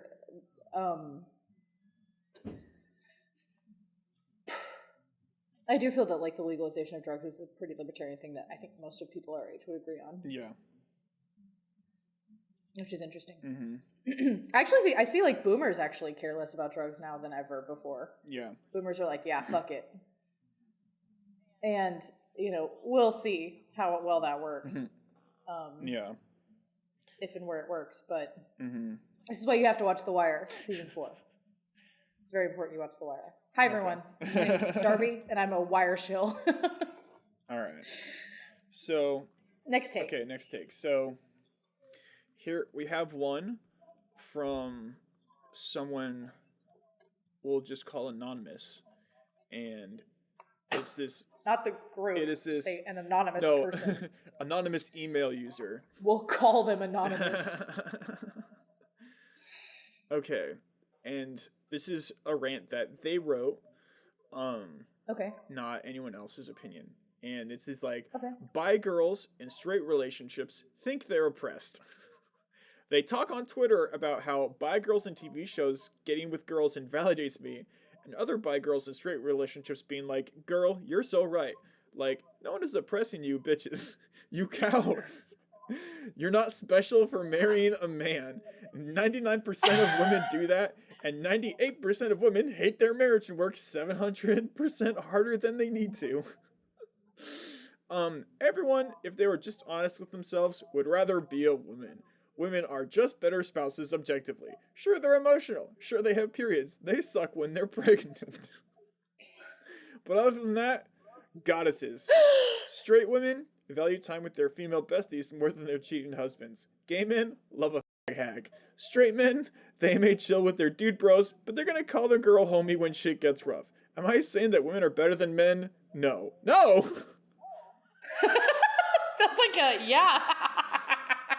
No. But I am saying that women are better romantic partners than men. Definitely a good 98% of the time. Okay. Wow. This is definitely a hot take. This is a hot take. Yeah. Good God. Okay. So let's go at like point by point. Bi girls in straight relationships think they're oppressed. Okay, so I'm a bi girl in a straight relationship. Yeah. So that's really interesting because I do think that like this is a thing that I've met other bi girls who are in straight relationships, and none of us would ever say this to each other, but on Twitter this is definitely a real talking point that I see all the time. And I'm like, listen, we're fine. On a certain level, I understand that it feels like erasure when like every bi, like if for instance like we were living at a time where every bi girl on TV was with another chick or with another dude all the time, then that would feel like okay, you know what I mean? Mm-hmm. Like when you look at media portrayals of bisexuality, they're very few and far between, and they're normally not great. Like the first big one that I can think of, seriously, is Maureen and Rent. Oh, really? And that's like, I was gonna say House, just because that's like, you told me about that. Oh well, yeah, that's in the mid, but that's around the same time. That's the mid 2000s, and even then, it's kind of like the show treats her as fine, but House mocks her from sun up to sundown about it, which is interesting. Nice. But he's supposed to be a piece of shit, so I don't know. There's an interesting framing question there. But Maureen and Rent, and a lot of bisexual women in media are portrayed as being like hypersexual and being extremely promiscuous. And none of that has anything to do with you. That has nothing to do with me. The trad wife to be. Well, it's funny. Yeah, I really am like a little secret trad wife, but you know, it is interesting that I see this because I think that it is a dumb thing to claim that you're being oppressed, especially when you walk down the street with your chosen partner. Mm-hmm. Which again, this is a thing where it's like, you know, if my chosen partner had been a woman, I'd be with her. But unfortunately, it's this fucking goomba. Mm-hmm. So you're not oppressed when you get to go through the world, seemingly never LGBTQ. Yeah. It's a little sad when people assume that you're straight. I mean, I walk around talking about how women look all the time, so it's pretty hard to mistake me personally. Yeah. But there's also a lot of women are allowed to comment on each other's bodies and how attractive they are in a way that men are not necessarily. Well, we can do it as jokes. You could tell who's straight by how gay their jokes are. Because, like, gay men don't, like, make gay jokes because they know it would make straight dudes uncomfortable because there's, like, a real, like, not threat, but, you know. No, threat sometimes. Yeah. But, and when it comes to, like, you know, straight dudes make, like, gay jokes, like, all the time. It's like, the more straight you are, the more gay jokes you make, you know, but. Or should be that way. I think. I think these two dingle dorps inside. Yeah. Well, I'm not endorsing homophobia, but, you know, I can't speak to that because I'm not bisexual, so. If only. The woodpecker size. Woodpecker size? But it is have you never seen Holes? No, I saw Holes, but I don't get that. If only the woodpecker size, the bark on the tree were as soft as the skies. Something. Oh, okay. It's not important. Oh, okay. So yeah, you're not oppressed by that. Are not oppressed. But I do see though where bisexual women do get upset when bisexual women on television or in media or whatever are always with a woman because it's hot. I get that. Well, it's like, well, we're getting you some bi representation. But it seems like at this point, you're damned if you do, you're damned if you don't. Well, you're damned if she ends up with a dude, you're damned if she ends up with a chick. Either way, somebody's going to get mad about it. So there's like, Yeah, so here's the thing. I think that like by people like so I would even go so far as Really to working through probably this. say that bi people are not that oppressed. And to the extent that they're Oh, oppressed hey, we're oppressed by the LGBTQ community, bitch. They don't think we're fucking real. Yeah, well I would say, you We're know, oppressed on both ends. well, We're oppressed for both being LGBT people and then shit we're also talking your oppressed for people by shit talking LGBT. your group on the internet is not oppression. Well, the thing, I think the reason that I don't think there are a lot of people do use bisexuality as a jumping off point to then be LGBT something. Mm-hmm. And I think a lot of people also toy with bisexuality even when they are straight. It's a thing. Bisexuality feels like a nice neutral zone Yeah, for exploring like you your don't sexuality. have to. So it gets used as that a lot, and that's Yeah. why a lot of people in the LGBT Well, it's a more community have been defendable burned. position. Hey, can I finish? Yeah.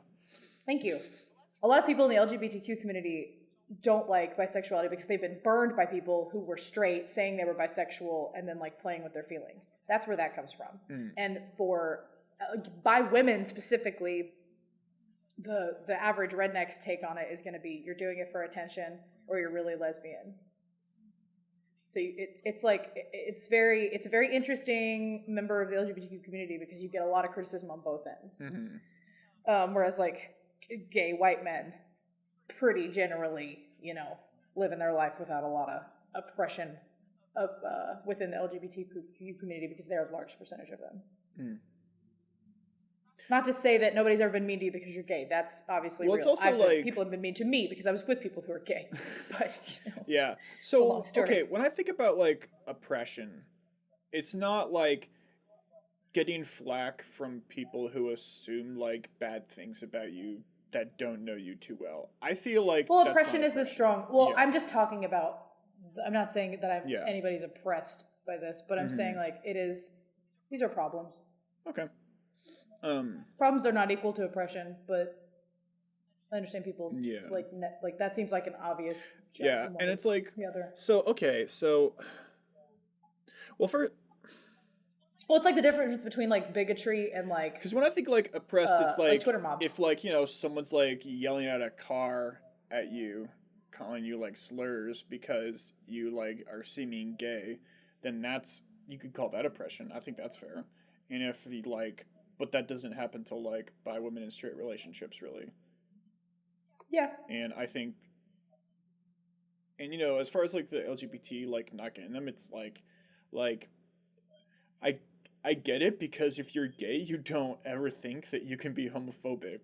Because it's like, well, I'm on our team, so, So, yeah. I can just, like, think whatever I want, And, fair enough.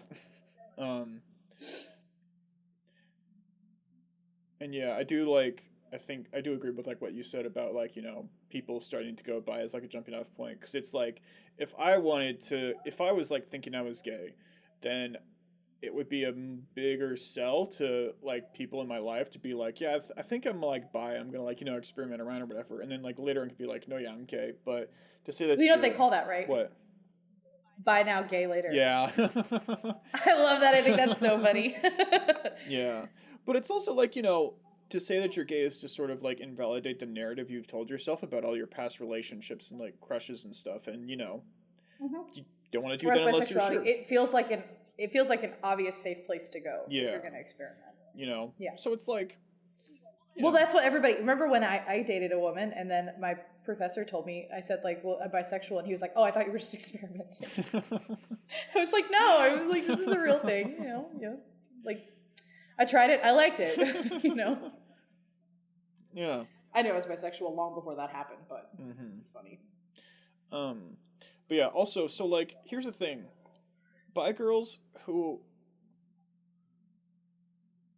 I mean, I guess this claim could be argued, but I think that like bi girls who like are dating men are not a different sexuality than bi girls who are dating women. No, they're not. So not getting represented. Bi activists would agree with you. Yeah, and you're still bisexual. And like yeah, not, and there's people who like the ratio of like the genders are attracted to is like closer to 50-50, and then there's like, you know, some people somewhere it's 80-20, whatever. You know, like I think Freddie Mercury was like an 80-20 bi guy, right? He like but you know, it's and so, you know, if you're talking about in terms of like sexuality categories as like a pragmatic category to match yourself up with people who you're going to most likely be more compatible with, it does make sense that a 50-50 person is in a different category than like an 80-20 or a 90-10, you know?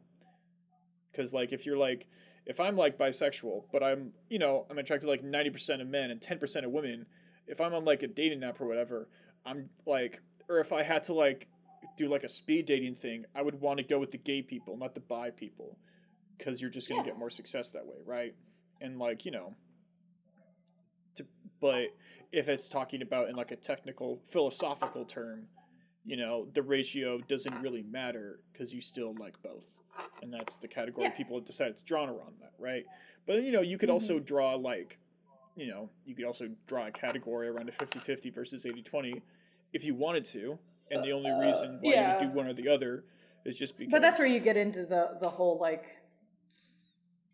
Not saying this is the same thing, but this is where you get into people who are like, I'm demisexual. Like, is there going to be like a... Demisexuality is not real. It's called... I'm not saying that. I'm just saying this is where you get into like people are splitting hairs because they want a specific label that fits them, which, you know... Yeah, and like you can make your category super, super small to make yourself special, but you could also just like, you know...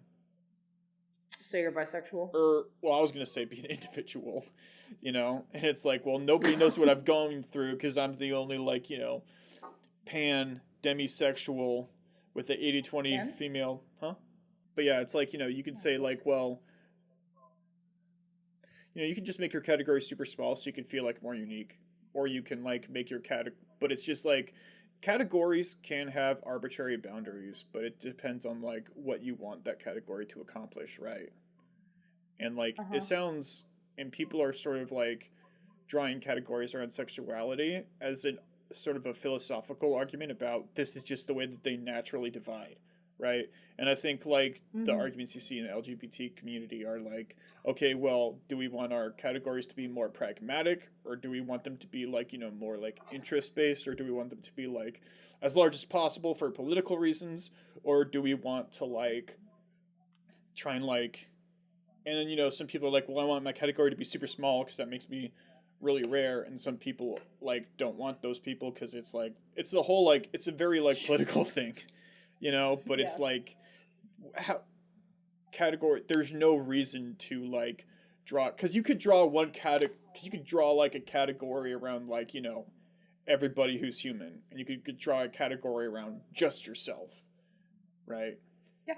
And it just depends on like what you want, what you're trying to accomplish. So, but yeah, I think that also I think not getting representation in TV, that's not oppression.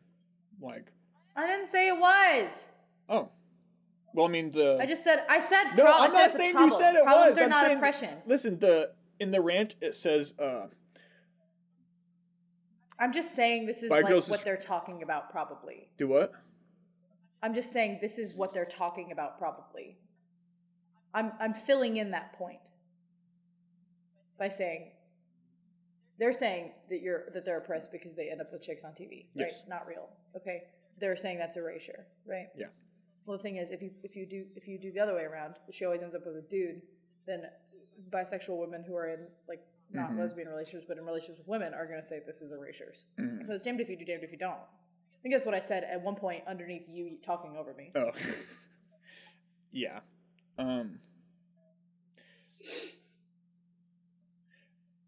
And I think that like, I mean, I don't know. I guess we don't have to get into the whole representation thing. No one is oppressing you bitches, you cowards. You're not special for marrying a man. 99% of women do that, and 90% of women hate their marriage and work 700% harder than they need to. I do feel that there is a general sort of the way marriages have worked, especially in our parents' generation, where there is a sort of unfair division of labor in a marriage. My family is a little interesting in that my mom was simultaneously like My parents both worked, and my mom really kept the kids. But my mom was also like, not that my dad is not an important player, but my mom was sort of like the head of the household, as far as we understood it. I could be wrong. Maybe it was different behind the scenes when you're a kid. You don't always see things super accurately, right? But I do feel that in like our like Gen X relationships, since more women are having to work beyond a certain like pay grade, that there is a sort of unfair division of labor because our fathers were brought up in boomer homes. Like we're talking about Gen X here. Their parents, boomer, dad worked, mom stayed at home. Well, now their wives are working and they're still hardwired to think like, well, I don't come home and do the dishes because that's what my wife is going to do. Yep. But it's like, well, your wife's also working. So I think that's something that millennials are kind of changing about marriages. I see a lot, like, and it's like a thing that you see a lot in feminist talking points where they talk about like, well, you know, if women are working, they don't necessarily just need to be in charge of the house. Like that's not fair. It needs to be a division of labor. Yeah. That's fair and even, because if you're working 40 hours a week, you can't also keep the kids and keep the house. It'll wear you down. And I look at a lot of Gen X mothers, and I feel like that's the case. You know, like, not necessarily that my mother is, like, indicative of this, but I remember in high school, one of my friends was like, you know who needs a therapist? Our fucking moms. Our moms need a place to go once a week and just bitch. That's what they fucking need, because they do too much. They do too much, you know, and his father was exceedingly unhelpful and didn't do anything having to do with really the kids or the house or anything like that. And they were both working professionals, like wealthy professionals. And so, you know, I mean, I do think that there is, and I do feel that a lot of like, I look at the girls in my life who are like, you know, sort of, they're the people who are trad but don't know they're trad, you know? They're just doing what their parents have done. They're very, like, naively moving through. They're not thinking about this as a political thing. Like, you would say trad, and they'd be like, what are you talking about? You know? But these people, I see this a lot where, you know, I had coworkers at work who were like, well, my husband doesn't help me with this, and he doesn't do this, and I'm starting this side business to pay for his child support from his other marriage. And I'm like, divorce him. He doesn't bring anything to your life. He doesn't help you. He's a paycheck that doesn't even fucking come up all the time. Why is it, you don't even like him? Why are we here? Okay, you know, I feel like, you know, her not liking him, that's like, you know, a pretty big important part to this. Well, it's like she doesn't like him. He doesn't help her with anything. And she's busting her chops to raise their kids and also pay for his child support on top of their money, right? Yeah. So it's like you look at situations like this and they're like, well, you know, he's my husband. I'm like, who gives a shit? Yeah, it's like, listen, child support is sexist because the man's new wives are having to work extra to pay for the child support. Think of the women. No, I'm kidding. Yeah, you'd better fucking No, yeah. So it's like, I think that this is like, you know, not everyone, but for most people, like, if people could have the choice and women, it's like, I think, what am I trying to say? Men generally like working more than housework, and women generally like housework more than work. And the thing about that, and now there was plenty of women who that wasn't the case for, right? And like the feminist movement like proved that. I think it could be like something like 60%, you know, like that's where. Well, it had to be enough to get the boulder rolling down the hill. Yeah. Right. And you know, there was a lot of women who. That's a lot culturally to do that, to change the shape of culture like that. That's a lot. You have to have pretty significant, you know, traction there. Yeah. With a pretty significant group of people. Yeah, so I'm not trying to say that, like, non-traditional people... You know, there's, like, plenty of dudes who would be fine just, like, never working and just, you know, being with the kids. Like, that's, you know... Oh, yeah. I'm dating one, probably. But it's like, you know, even if you accept, like, a 60-40 split or whatever, then I think a lot of these people that we're looking at is like, well, you know, the men don't want to do the housework and the women don't necessarily want to work. But the thing is, like... the financial pressures make it so that the women like have to work, but then like the pressure on the man to do housework is like within the relationship. It's not an outside thing. If there was like a housework czar who came down and was like, listen, you have to, it's like, listen, buddy, you got to do laundry, otherwise you're fucking getting kicked out of your house. Then you know, men would do that, and that's sort of the sword that hangs over like the women's heads, where it's like, listen, you know. They're like, well, I don't enjoy working. And it's like, okay, well, we can just get our car repoed, I guess. You know, it's fine. So it's like, well, you know. Yeah, and also another thing is, like, and this is why when I talk about like like that feminism is a socioeconomic consequence of the birth control pill and women joining the workforce, and people purposefully misinterpret me. What I mean is that this wave of feminism, third wave of feminism, this most recent one, that's still going on, I guess, technically. I think it's really being integrated as we speak, but now this is feminism with women in the workplace as like a given, right? Yeah. Because a lot of it is based on workplace politics. It's based on the redistribution of labor in the home. And, women saying like, well, shouldn't it be okay for my husband to stay at home with the kids if I can make enough money for both of us, right? Things like that. And these, that's when I say socioeconomic, I mean that these are like brought on by the economics of women joining the workplace, and then the social changes that have to come around that. Because obviously, for the first time, like a girl my age, who the fuck's gonna support you until somebody marries you? Nobody. You have to go get a fucking job. And beyond again, this is like a tax bracket thing. If you're up here, you'll be fine. If you're down here, you're not gonna be fine. There's nobody to support you. You have to support yourself. So, when Shay and I work both 40-hour weeks, it's like I'm not cleaning the house by my fucking self.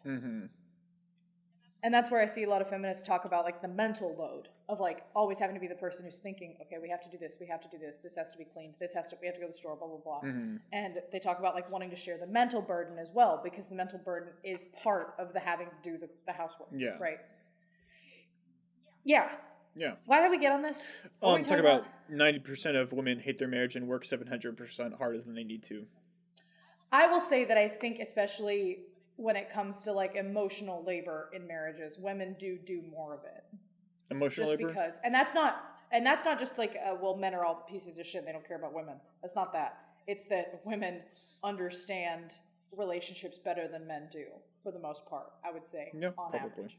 So I think that women can look at a relationship, diagnose a problem, and come up with a solution for it when it's just a two-person interpersonal relationship faster and easier than men can. Because like Shay, for instance, he's not a dick of every man, but when I first met him, I had to pick at him to get him to tell me what he was upset about. And I knew what he would do if I didn't do it, and he would simmer and run off and then dump me, because he'd done it to every other girlfriend he'd ever had. I gleaned that from like 2 stories. From 2 stories he told me, I gleaned that, and I was like, I gotta fucking account for that. But now, he'll just come out and tell me what's wrong with him, right? And it's helped our relationship a lot, because I don't have to work for 2 hours poking at him until he'll finally tell me. And, I figured out the solution, which was just to train him that it's okay to tell me what he's feeling, good or bad, right? Easily solved problem. And I do feel that when we're talking about like the normies of the world, I do know a lot of women who I feel like are in these marriages. And I could say this because I have normie friends. Well, I mean, like, I've worked, blue-collar jobs and work food service jobs with a lot of women who are my age or a little bit older and married, and maybe don't have kids, and maybe have kids outside of marriage. I've run the gamut of, like, blue-collar people, right? And I feel like a lot of them feel like they don't know how to get their husband to act like they give a damn, and that's really sad. Yeah. And I'm not putting all the blame on men here. I don't mean to, but I mean that there is a certain brand of like blue collar, like lower class men who really do have this sort of antiquated like idea of like, well, this is the 50s. You're working, but this is the 50s. And I'm not saying that's true of everyone, especially not of our generation, but it is, those people exist. Yes. And it is shitty for women who get into marriages expecting to have a great marriage, and then they have this instead. Yeah. And also to balance that out a little bit, like, I think that like men are better about like asking, like trying to get and asking for like what they want in like the world and in relationships. And, that like, women are more likely to be like, be like, well, can I even really ask him to do this? Is this like, okay, And it's like, so it's like, I'm sure there's like a good portion of those like... preach. So girls and women all the time is that like it's not bad. Nobody's ever, like Trixie Mattel said, nobody's ever gone home from a hookup and gone, man, I'm so glad I didn't ask for what I wanted. Like, you know what I mean? It's just it seems pretty obvious, but it is sort of built into girls that like you don't rock the boat. What's most important is that everybody it's peacefully social. Socially, it's peaceful. That's what's most important. Like drilled into girls, like you keep the peace, you keep the peace, you keep the peace. And so it is, I think, that's where I think a lot of girls have to start practicing being disagreeable for the first time is in marriages, which is crazy to think about. Like, the most, like, high-stakes thing that could happen to you is where you first start learning to ask for what you want. Fuck no, that's awful. That's why you got to teach them this when they're really young. It's so when you're me, you just, like, you and I argue, and I say, can you please tell me that you're my friend and that you care about me? Right? Don't I? I did this to Alonis the other day. I was like, just tell me you're not mad at me. And he was like, I'm not mad at you. And I was like, okay. That's all I needed. But I needed that. You know what I mean? And if not, I would have walked away. It's been a long time and all day since, I would have been like, oh, he's upset at me. You know what I mean? Yeah, I feel like it's been a long time since we've like argued that bad, but yeah. But I do that to Shay all the time. I'm like, come over here and be nice to me. And he's like, okay. And then he comes over and he's nice to me. And once I feel like, you know, coddled again, I'm good. Yeah. Appropriately amount of coddled. You know? And like, yeah, so if we're looking at these like marriages where like the men aren't like helping out and the women are like doing more of the work, like it's easy to like, you know, I think a lot of people are just gonna look at that and attribute it to like male callousness and like non-investment, but it's also like there's probably plenty of guys who just don't like understand like the burden that like is on their wives or girlfriends. Yeah, because they're never like told that until you've been made to clean your fucking house in tandem with your partner. You don't get that it's a lot of work. Yeah. And it's a lot of, you know, like Shay was talking about the other day, like he was cleaning something and he was like, I came in here to do something. I got started doing something else. I went back, hadn't even started the other thing. And I was like, yeah, that's all cleaning is when you're in your house. Starting one thing, getting this done, blah, blah, blah, blah, blah. And then it's like, people call it executive dysfunction or whatever. But really, that's a lot of what it is it's having 62 irons in the fire and you got to wait on this and whatever. So that's when they say women are better at multitasking, I think that's what they mean. That women are better at like figuring out like if I start this now, then I can get this done, then I can do this and this and XYZ, whatever. It's more of like understanding how to divide your own labor. If that makes sense. Yeah, I think that is like a... Is that important? I feel like that's like a classic like saying, but I haven't like heard anything about that in like a long time, like whether men or women are better at multitasking. I don't know. Well, I feel like people have been saying that forever, and I think that's one of the justifications for like women working in the home. I'm serious. I think that's where that started. It could be. I don't know. And then it's like man goes to work, sells insurance. That's all he does all day. Yeah. Right? You know, something like that. Mm-hmm. I have to pee again. I'm so sorry. Where are we at in this rant? It's really interesting rant. Basically the last point is like everyone would rather be a woman if they could. That's interesting. Is it? Yeah, I think so. And I think it's part of it is because we're in a time, we're in an extremely civilized, extremely safe time. We are in a society in a time. We are in a society where, because you know, it's really interesting because like I think about now that women's lib has kind of gotten us. Women's lib. Well, I mean, you know, like now that we've gotten, you know, women's lib has gotten us the point that we're at. You know, I feel like it's much more. It makes a little bit more sense to say like, yeah, I'd rather be a woman, XYZ, whatever. Well, like what you think about like the anti-racist lady, who, you know, turns to the class of college kids and she says, well, how many of you would like to be treated like we treat black people in society, right? And it's like, well, none of us, right? Well, think about it. Obviously you don't. Mm-hmm. And it's like, well, there's a real problem if you think that there's like no, you know, if you think that it's still better to be white, right? Mm-hmm. I think it's the same thing where it's like, would you rather be a woman? Are you asking me? Yeah, I'm asking. No, who the fuck? I thought it was a hypothetical, or I don't know. I didn't want to interrupt you again. Oh, by the way, that's good. A friend thing. We interrupt each other all the time. We're not hostile. We interrupt each other all the time. It doesn't hurt our feelings. Yeah. It's fine.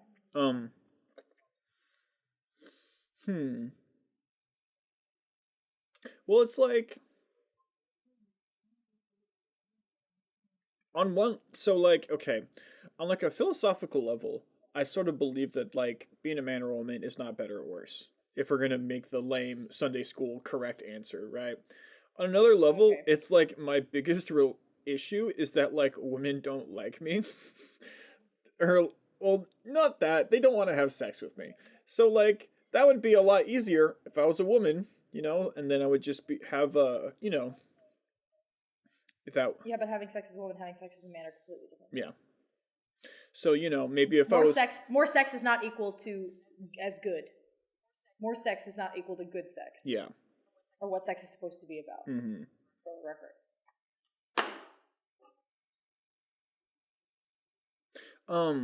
But yeah, but at the same time, maybe if I was a woman, I would be able to have like, more sex, but I would have Well, I will tell you this. Your personality in a woman's body, good fucking luck.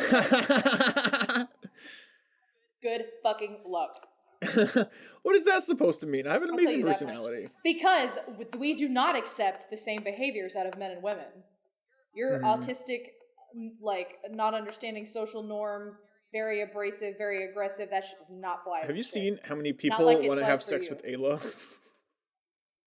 That's different. Look at her replies. She's okay. But what I'm saying is like Ayla in the streets is not the same as Ayla on Twitter. Yeah. You tried to listen. You think I'm abrasive? I'm not, really, compared to you.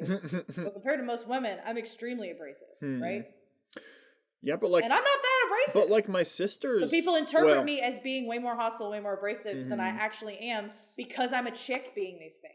Well, it's also like how much of my personality. And I don't resent them for that. I'm not like this is the reason that I became a feminist or anything like that. But it is a thing that like I understand that the same sort of abrasion from me feels like but at the same time, like that's a very niche thing for a woman to have, and there's a lot of men who like abrasive women. I'm talking about you. No, I know. I'm saying like to the extent that you're abrasive, I feel like that's only like helped. It has hurt your chances with some dudes, but it has overall helped your chances, I think.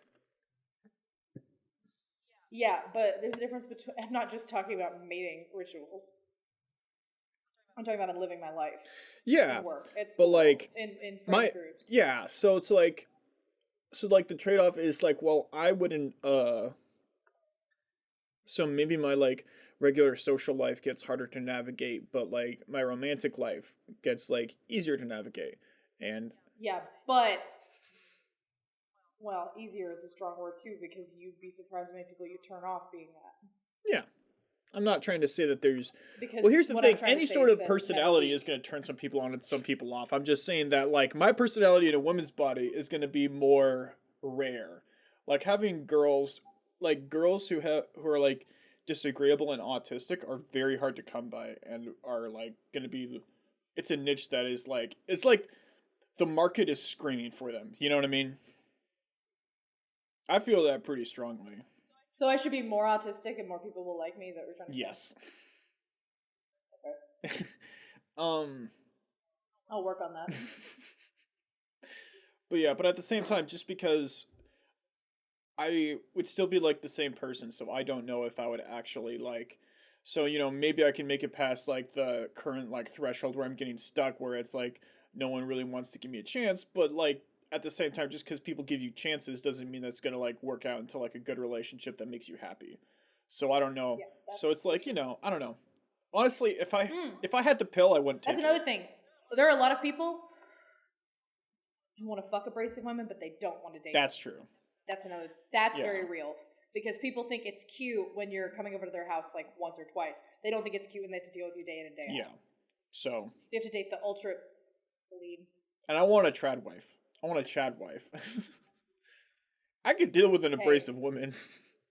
You know what I mean? You have to have an abrasive woman. You'll have to. Okay. But yeah. I mean it. Right hand to God. You're gonna marry a woman with a very bad attitude.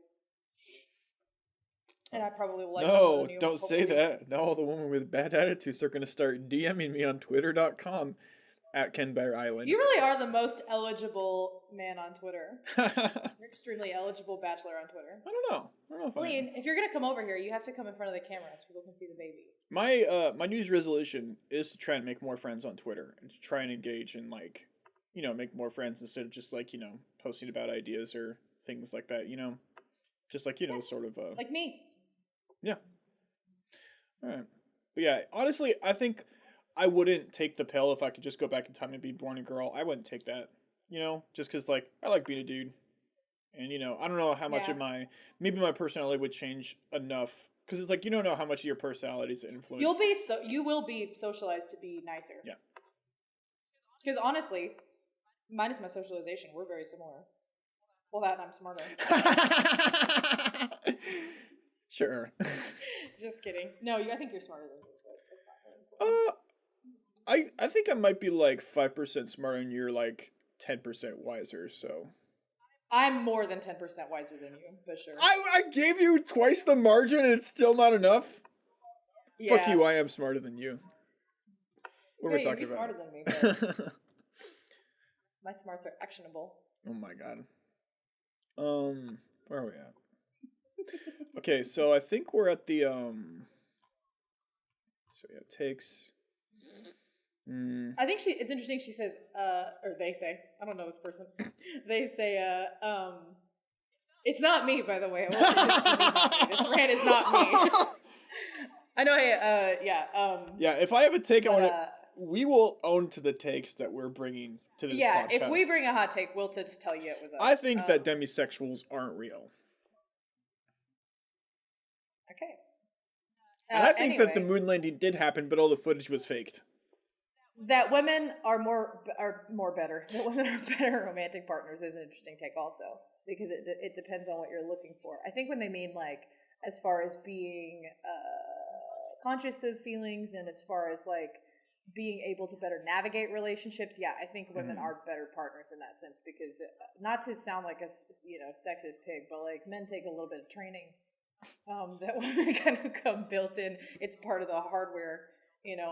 Well, it's like so I think there's like two assumptions or like two claims in that saying that women are better at relationships, right? The first one is that that basically women are more socially adept and can more adept at relationships. I think that we both think that's true. The second thing is that accounts for like 50% of what goes into relationships, because it's like the like it reminds me of like, because I don't know if this is the case. In a relationship, and what men and women look for in relationships are different. Yeah, like, very different. So it's like let's call it like emotional intelligence or like having nuance in relationships. What percentage of that is the pie of a good relationship, right? Because like the thing about like when people look at like you can do like there's like evo psych things, or like when people talk about sexual marketplace value or whatever, I don't know how to start this sentence. It's like there's like some clearly there's some evo psych shit that's like real, but it accounts for like 2% of like human behaviors. Like what's common in across like all women and what they look for a man, they probably want him to be like rich and like successful, right? Now, what percent of that pie governs each? Now that's a percentage that is like found in most people, but that isn't necessarily like. But if you look at any individual woman, and it's like how important that is that to her, it's like maybe it's 2%. It's like zoom in, and it's like very different. Yeah. So what is the most common across people isn't necessarily what's like the biggest motivator. Yeah, in the individual making the biggest action. percentage. Yeah. Yeah. So like people do what they do. And like emotional intelligence and like knowing how to navigate relationships is something that helps you in a relationship with anybody. But is that 51% of what makes a good relationship? I don't know. That's definitely a big part of it. I would say it's close to 50%, but yeah, it's close. Maybe not more than, but it's definitely up there. But also, what people are looking for in relationships, whether men or women, or just like a single person, it's so different. Yeah. Like we talk about these things in like general sweeping, statements, but on the whole, like, like it's extremely varied. Yeah. Like Shay's not super successful or rich, but he puts me on an even keel, which is better than, success or money. Because I could have had success and money, and I didn't take it because it came with some baggage. They didn't work for me. Maybe if Shay was rich and successful, that'd be great. Yeah. But that is it's like Cher said. It's not saying that it's like not a value in there. I don't want to. But like it's like 5% in terms of like making a decision ish. I don't know. Yeah, might be high. It doesn't factor in very heavily. I've always been poor though. I don't need anybody to keep me at a certain level of whatever status. Yeah. And I also like to work, so it's like Cher said. Like I don't need a rich man, mom. I am a rich man. That's me. I am the podcaster boyfriend. So he's the e-thought. But I also don't necessarily prescribe any of my beliefs about sexuality or relationships on everybody. Yeah. Because that's what you meant when you said I was a George Orwell of sex, that I believe that I believe in my philosophies, but I don't believe that they're for everyone. Well, no. Like I say. So wait, okay. What did you mean by that? So maybe you could tell me what you meant by the statement. Okay. So in Road to Wigan Pier, George Orwell is talking about like socialists in Britain and poor people, and like basically this book is almost an investigative journalistic report of him going to spend time with really poor people in England. Like he walked to like the coal mining shelf, and he's like, oh, like he hung out with the coal miners. He hung out with like their equivalent of the projects or government housing. He hung out with people on the dole, and he was like trying to get a feel for what that was like because he said that there was some myths in Britain that it's like, oh yeah, poor people don't actually want their lives to be better. They're happy being poor. And he's like, no. God, I hate the fucking Brits. But what he was not really. But he made an observation about rich, because he was like, the thing is, in Britain, and most of the socialists that he knew, because he was like upper class. He was like lower upper class, but he was like upper class. He was saying most of the socialists I know, they don't actually like the poor. They just hate people richer than them. And they always say, so there was this, so basically when I say you're the George Orwell of casual sex, it's like, well, all these socialists were saying they like poor people, and really most of them just like hated the rich people. But George Orwell actually did care about the poor people. And you're like that. And like, when it comes to like casual sex, you don't do it out of like psychological, or you didn't do that out of trying to psychologically compensate for something that was missing in your life. You did it because you enjoyed it. And that's what everyone who does it says that they're doing, but most people are, I think, who engage in like, a lot of casual sex are probably doing it because they have like issues, or like they're not like super happy about it. But they all talk like they're you, but most of them aren't actually you. And I don't know, maybe most is like, where, I say most, could be like 60%, But. When you get these nice cultural narratives, like, it's okay for women to be promiscuous. Mm-hmm. It's like, oh, cool. For women like me, it's like, sick. You know what I mean? It's like, hell yeah, I wait my whole life for this. You know what I mean? Mm-hmm. But then for people who really are, like, I always used to say it, and this is like a dumb distinction to make, but I would say like,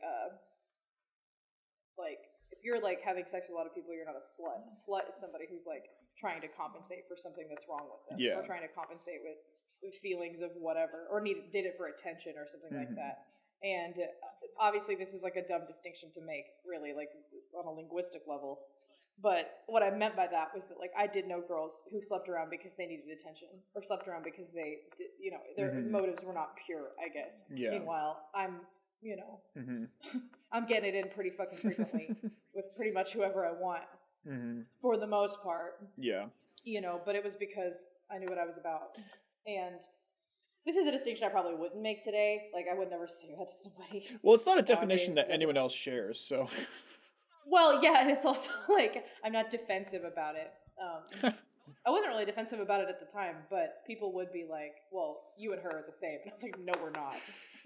No, we're not. I'm not the same as her, That was it kind of was born out of those kinds of comparisons. Yeah. It's like Nietzsche was saying in Thus Spoke Zarathustra. He was talking about how like he hated both people who were, he was like, here's the thing, I hate people who are like pure and like don't sleep around, but I also hate people who like sleep around out of like a rebellion of like the standards placed over them. He's like, if you look at animals follow their lust out of a naivety of their own souls, and like And I respect people who do that, and I respect the people who like are pure, or like don't have sex or whatever, but they don't look in the mirror and say that I am better than you, I am like pure, I am like a different category of person, but they simply say, today I wanted to remain pure, and who knows about tomorrow. Right. Like people who are making decisions, because Nietzsche was very critical of people who made decisions based off of what other people thought, which is like, everyone about most everything. So it's like, literally like talking about like a superhuman who could like look at this and say, well, I'm either going to like have sex or not have casual sex, but it's going to be just because like I feel like it, as opposed to like live, being, like, as opposed to like You're reacting to points. pressure or like the psychological need of yourself. And I think that's like really rare. Yeah.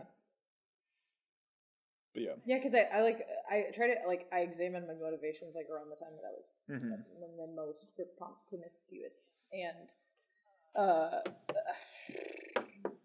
I didn't think I was telling anybody nothing about anything. It didn't feel like a political statement to be slutty. It just felt like a good time. Yeah. And that's what I used it for, a good time, and it wasn't anything more or less than that. Yeah. So I'm the Ubermensch confirmed. Okay. The Uber one, but. All right, and this actually sort of ties into like our next docket, which is default friend. And this is she didn't send it to us. I just I think we both saw her talking about this and we're like, well, we need to talk about this. Fuck whoever, whenever, however doesn't work any better than the Victorian Moors that created a generation of hypersexuality as rebellion. Both men and women feel like they're discarded like trash. Women are desperately grasping at straws trying to engineer relationships from sex. People have had so much random sex they struggle to create and maintain meaningful romantic intimacy. Like, look, I'd hate to live in a world with no bandwidth to fuck up, and a lot of our problems regarding sex are a complicated web of issues. I'm not overly conservative about this, I just think not questioning it at all serves nobody. I think she's right in that not questioning it at all serves nobody. Yeah. And I do think that... but... I don't know if Ayla wrote that tweet and like she wrote a tweet talking about. They did go back and forth a lot. Did they? Quite a few times, I think. I can't find it because I look at my past promiscuity and I don't think it changed the fabric of my person at all. It didn't make me more or less desperate for a relationship. It didn't make me better or worse at them. Well, I think it might have made me a little bit better at them. Just because the mind of men when you're like 18 is like extremely foreign and it's very men are from Mars, but women are from Venus. But at the same time, I feel like, and I feel like promiscuity kind of at least helped me because like the things that you're taught about men, like in the South at least, or like what I was kind of not raised to believe, but that these feelings were on the periphery of like, well, men will use you for sex, men will do X, Y, Z, men will blah blah blah, men are this, men are that, right? And until you've been in enough relationships, you don't know how to... like what percentage of that is actually true? Yeah, and if it's just like, if these are just helpful things to go about your life believing and just act as though these things are true and that will help you, or if it's like an actual like truth. And so getting to be around a lot of men in a like at least quasi-romantic sort of kind of situation... and very intimate, I was like, oh, you people are just people and you've all got fucking problems. You know what I mean? Like, so, I was looking at like these men who were my own age and I was like, you guys have like fucking issues, dude. And you all need a girlfriend. Like you need a friend who is a girl. That's what I would have prescribed to almost anybody I slept with casually. Like, you need a good gal pal. That's what you need, And very few of them had them. So just saying. But, I think it made me better at being a mate, I guess, because like it did at the time, like it had a lot to do with my development. And I'm exceedingly pro-man for a feminist. I keep calling myself a feminist, and I don't know why I keep doing that, but like my background is in feminism, I guess you could say. It was an ideology. You're a cultural feminist. I'm currently cultural feminist, and I'm feeling a lot of I'm personally, I have a lot of thoughts about that now, and I feel very conflicted about it, but at the time it was like, oh, you guys are just people and you're all toothless and none of you would ever hurt me because you're terrified of me, and these things were like extremely illuminating the time that I had them, you know? So yeah. And I don't know where I was going with that. Yeah. So it's Does like, anybody ever? well, there's like,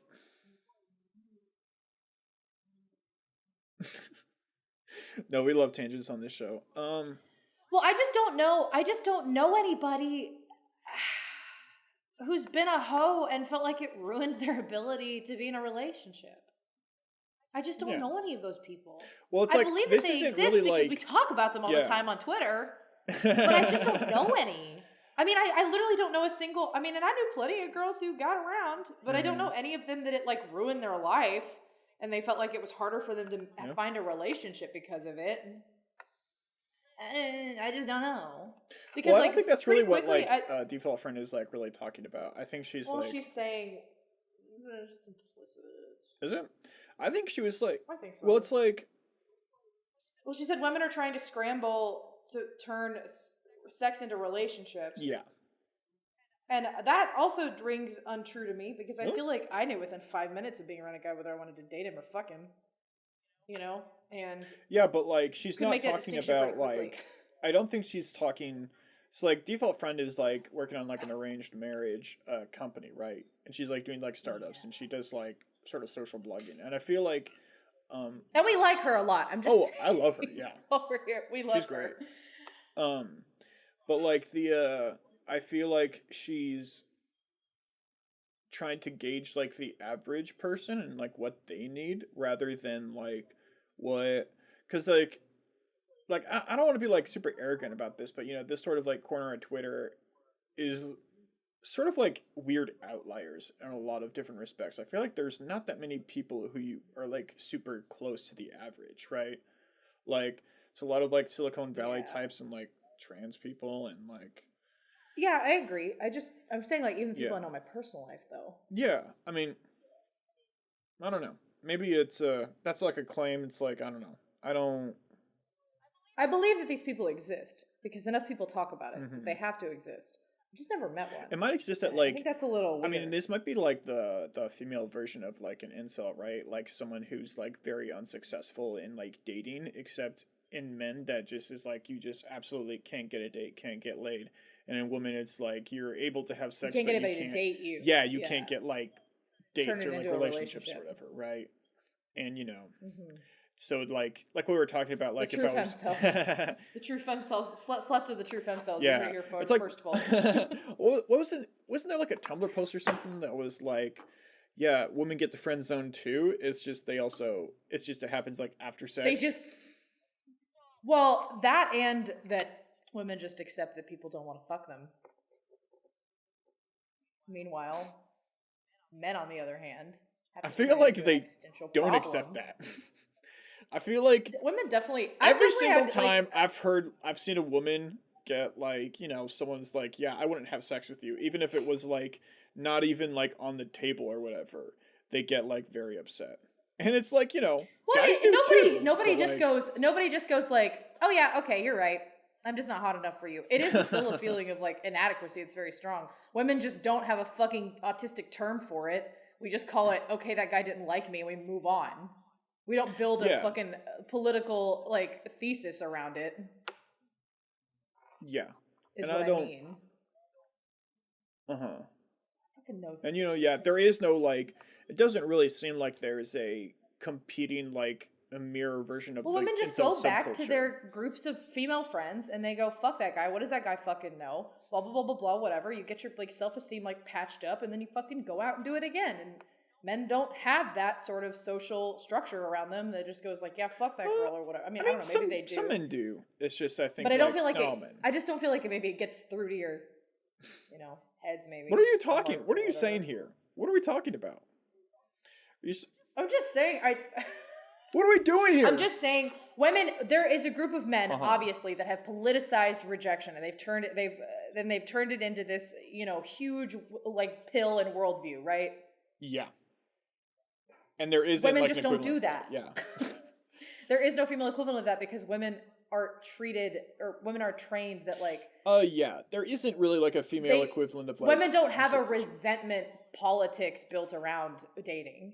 maybe not built around like dating. They're like, I think, and rejection in dating. yes, I guess is what I'm trying to say. Like there's no politics is ugly like, women sells Reddit, you know. yeah, and like I think like And there are ugly women. probably the closest thing to it is like, um, like if women get into like resentment politics, it's usually about like in feminism, right? Yeah. But so it's like that sort of like the ideology of it is like that. But I think if you're just talking, so it's like, I'm not trying to say that women have like an ideology built around like getting rejected or guys only wanting to fuck them and not date them. I'm saying like the equivalent of like people who are like, let's say just like low status or like unsuccessful in dating is going to be like, I mean, I guess those things aren't the same, it's one has a value judgment, I guess, but like the people who are unsuccessful at like dating, it's like the men, it's like they can't get laid, and like the woman, it's like they maybe they can get laid but they can't turn that into a relationship, and that just like looks different if you were to like rank order people in their terms of success in dating, and then like the in two columns like male and female, and then the matches. That's what I'm like trying to say. I think I do think that I think her basic point is saying that free love, complete sexual revolution is like, you could say from like a libertarian or like a political thing or like a legal thing, that it's like an improvement. But I don't think that's what she's like measuring it in. I think she's measuring it in happiness in people's lives, and like contentedness and things, and having like good like psychological health when it comes to these areas, right? And I think if she's saying that like this sort of extreme promiscuous culture, doesn't work any better than an extremely anti-promiscuous culture, and that probably the real answer lies more in like a balance. Well, if that's the case, then why is there no rebellious, not promiscuous culture?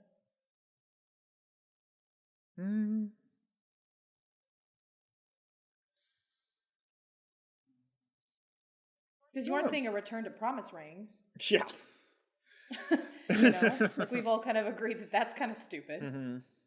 But I think it has to do with the culture shift that like young people are going to have sex. They've been having sex since before it was allowed. When it was allowed, they just do it. You know what I mean? People do it. Yeah. People, you heard it here first. People have sex. But this is more about like the culture rather than like the amount of sex that individuals as like a whole. But that's what I mean though. Like, but like even young people in any conservative time are still sneaking out to the barn to get it on. Yeah. It's just like a thing. But there is no people saying like there's no counterculture movement to this. I think people are like examining it and they're saying like, well, what does or doesn't work about this? But there is no strong like countercultural. Well, I would say like narrative. Like there's like volcels, there's men going their own way. There's like people who are like trad people, like self-identifying trads. There's people like Default Friend. There's like sure. It's not like big. And I think that, and, maybe you can argue if this is as big of a problem as she's making it out to be, then this counterculture would be, like, bigger. And that, the kids would basically create their new culture and take it their own way, I didn't mean anything by that question. I just really thought it was an interesting question. I mean, it was an interesting question. I'm not attacking you. Thank you. I don't think you were. Okay. I'm talking to the dedicated reader out there who thinks I'm a terrible person. But yeah, I don't know. I don't not agree with her. So what's your like verdict on this take? If we're willing to take down to fuck whoever, whenever, however, doesn't work any better than Victorian mores that create a generation of hypersexuality as rebellion. I don't think that's true.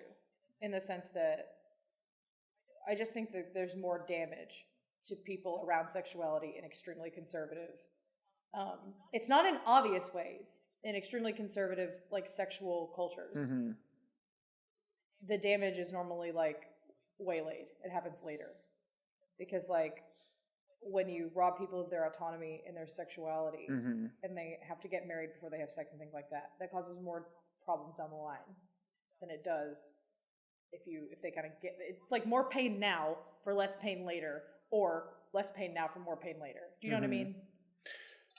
Yeah. Does that make sense? I feel like that's really the trade-off. I don't know. I don't know. And I if do think it's a shame that less people are maybe getting into that this is causing people to get less into marriages, and it's making relationships harder to find. But I don't think that's worse than people getting into marriages that are ill-advised and don't work. I really don't know. It's like when I talk about like the Rapunzel I can thing. think It's like of an argument for naivety, and I don't think naivety serves anybody. What's the Rapunzel argument? Well, I was talking about like if you look at like certain some of the people we follow on Twitter's ideals about like, well, you don't really date much and then you get married really early. It's like marriage is a really permanent thing, even in the era of no fault divorce. Marriage is still a pretty permanent, thing, and especially if you're raised in a very conservative, type of situation where you really don't want to have a divorce and you don't want to leave marriages, right? Once you're in them, then like I think it has the potential to be extremely dangerous for you, because once you get into something and you don't know anything about sexuality, you don't know anything about dating, you don't know anything about relationships, right? And now you're in this permanent lockdown where you can't leave without a lot of consequences, right? And it's like if you put people in a tower thinking, well, this is going to save them pain. Well, it causes them more pain now with higher stakes. Does that make sense? Yeah. I think I was talking about like the argument for like, not letting girls date, not letting girls go out and things like that because you're trying to keep them safe from assault is like not a good one, because it doesn't ultimately protect them from anything. It just protects them in the now. Yeah.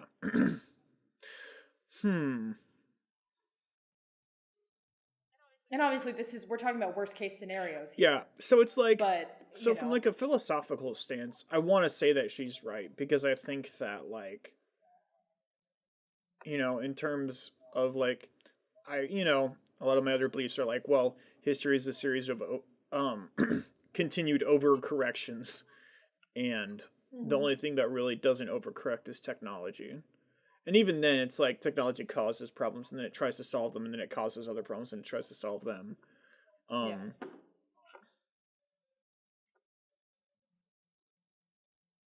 But it's like also like, I'm a non-practicing libertarian, so I do want to say that just having like the laws in the society err on the more permissive side is better. But at the same time, like, like you go to people in like the Congo and you tell them about how like suicide is a big problem in America, and they don't understand why anyone would like kill themselves, right? Like there are like some, and if you wind the clock back enough and go to other societies, it's like I feel like it's like deaths of despair per se, or well, I don't know, alcoholism was a really big problem. Well, maybe no, Puritans were just a problem. Maybe there were no alcoholics in America. Maybe it was just those fucking Puritans that like gave us the mob. I don't know what I'm talking about. So like on a philosophical level, I want to say that it's like a mirror image. I kind of don't feel like, I don't know. I guess I kind of agree with you. I feel like maybe the way that we're heading, well, I don't we're not going agree to with like her. maybe so there's like an era of like perfect balance, and like before it was like over here, and then it's like, well, we overshot it, but we're not on this far side of the point as we were over here, but the trajectory is this way. So you can say that we will hit a point where the permissiveness is going to be as destructive to people's lives as the restrictiveness, in just from a pure psychological, emotional sense. Not, but I don't know. I think, I do think that people sort of,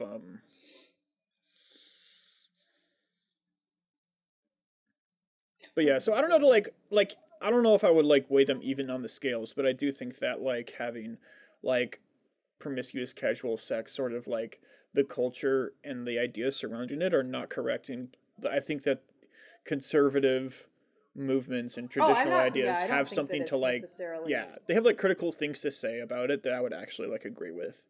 Like I was saying earlier, where I think a lot of people it's a mixed bag. Yeah, and I think like a lot of people who engage in casual sex would, like let's say maybe 55 to 60% of them would probably be better off if they didn't do that or sorted themselves out before they did it. I think that's an extreme overestimation. Well, what we were talking about earlier, it's like, you're talking about girls who like engage in casual sex to try and like cycle, like, But I don't think it's that many of them. I don't think it's No? like every, like 1 in 2. It's more like, I don't know. I guess I really don't don't expect know. everybody. Well, I expect everybody to live up to my kind of ideals of it, I guess. I don't put that on other people. But yeah. We might as well just call this podcast not about hot takes, but just about prompts and rants. Prompts, rants, ravings. I just think I don't know. I'd like to hear from some of these women that seem to exist only in myth, where they feel like it's ruined their chance at relationships, or it's made it harder for them to be in relationships or find relationships. I don't think casual sex ruins your chance for relationships. I think that's like not a real concern. I think that was like sort of like. So is the concern just that you can always find casual sex? Because you can always find casual sex, you just can't find relationships? People who want to settle down? I mean, I don't think I think it's more about like. Yet again, I just feel like I know a lot of fucking married people our age.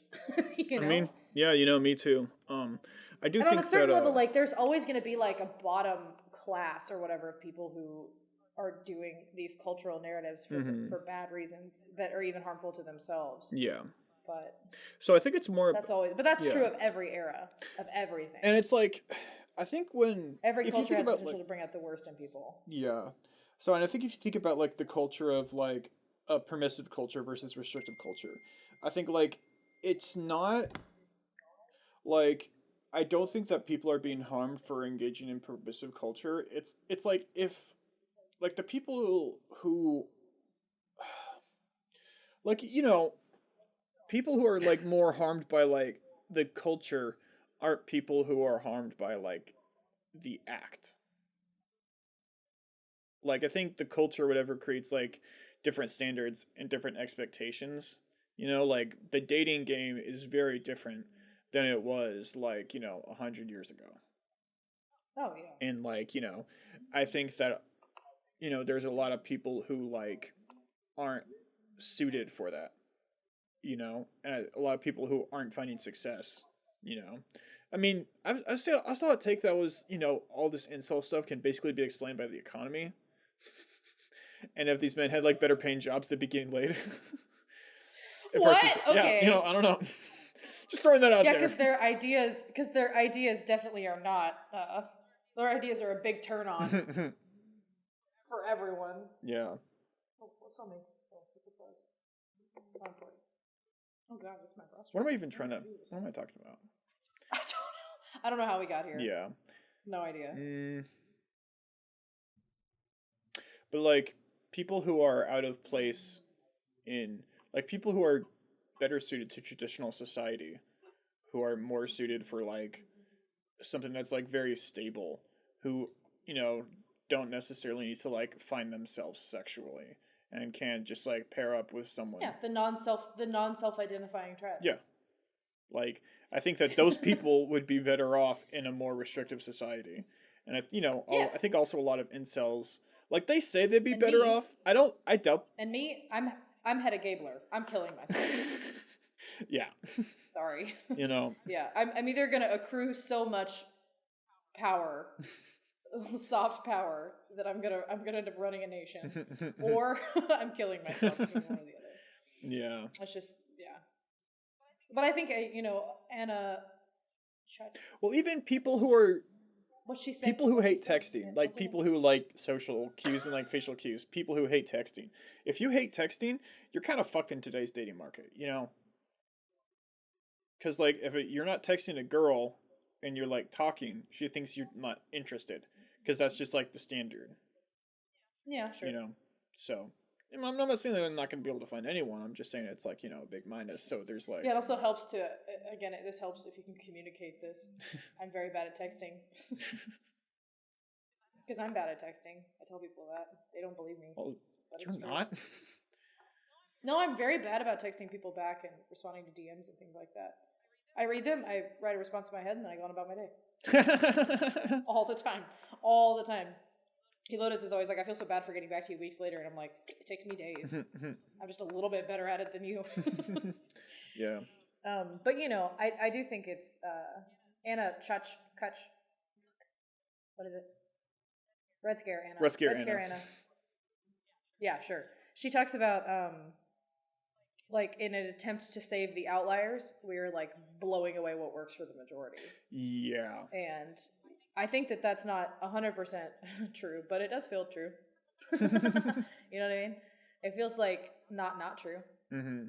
Well, if you're more, so it's also something that's like being pro underdog syndrome, and it's also something that's like trying. If you look at your social rules from like a pragmatic standpoint, you want what works for like most people. But if you're trying to come up with a sort of, but if you don't have any power and you're just making an armchair utopia, you want to have rules that by principle can arrive at a perfect society for everyone. So you're going to try and like, so the outliers are where you have to look. And if like, well, if you make the outliers happy, and then, you know, it's like, but then they're not realizing that they're like actually alienating the majority of people. And then like, you know, 10,000 Ukrainians starve. Or 10 million, sorry. Oh my God. Okay. I'm kidding. Well, it's interesting. He talks about like, he feels, well, maybe he's just blurb his name or something. He talks about, I don't know know if this is like a thing he's like ready to share yet, but he talks about like women are more interested in making the world safe than they are about changing themselves, whereas men are more likely to try to change themselves to fit better into the world. Which I don't know that I 100% agree with, but it's an interesting trend to kind of name, right? Mm-hmm. Not trend, but you know what I mean. An interesting phenomena, whatever, pattern that I think is really interesting, because I do think that a lot of liberalism and stuff like that, that's very like, we want to change the world, make it a better place for everybody, like does feel very feminine in their motives and their tactics. So it does feel interesting. Whereas like if you want to think of like the left as feminine and the right as masculine, like what are the opposites? Like libertarianism and like socialism, right? Mm-hmm. It's kind of interesting. I just thought it was an interesting thought, because I was like, yeah, I think that is kind of true of a certain degree. I think that's why when I talk about like that I'm pretty masculine, I'm pretty like, this is one of the things that you can come in here. It's one of the things that I would point to, because I'm much more interested in taking, I'm like, well, I'll just change and be better.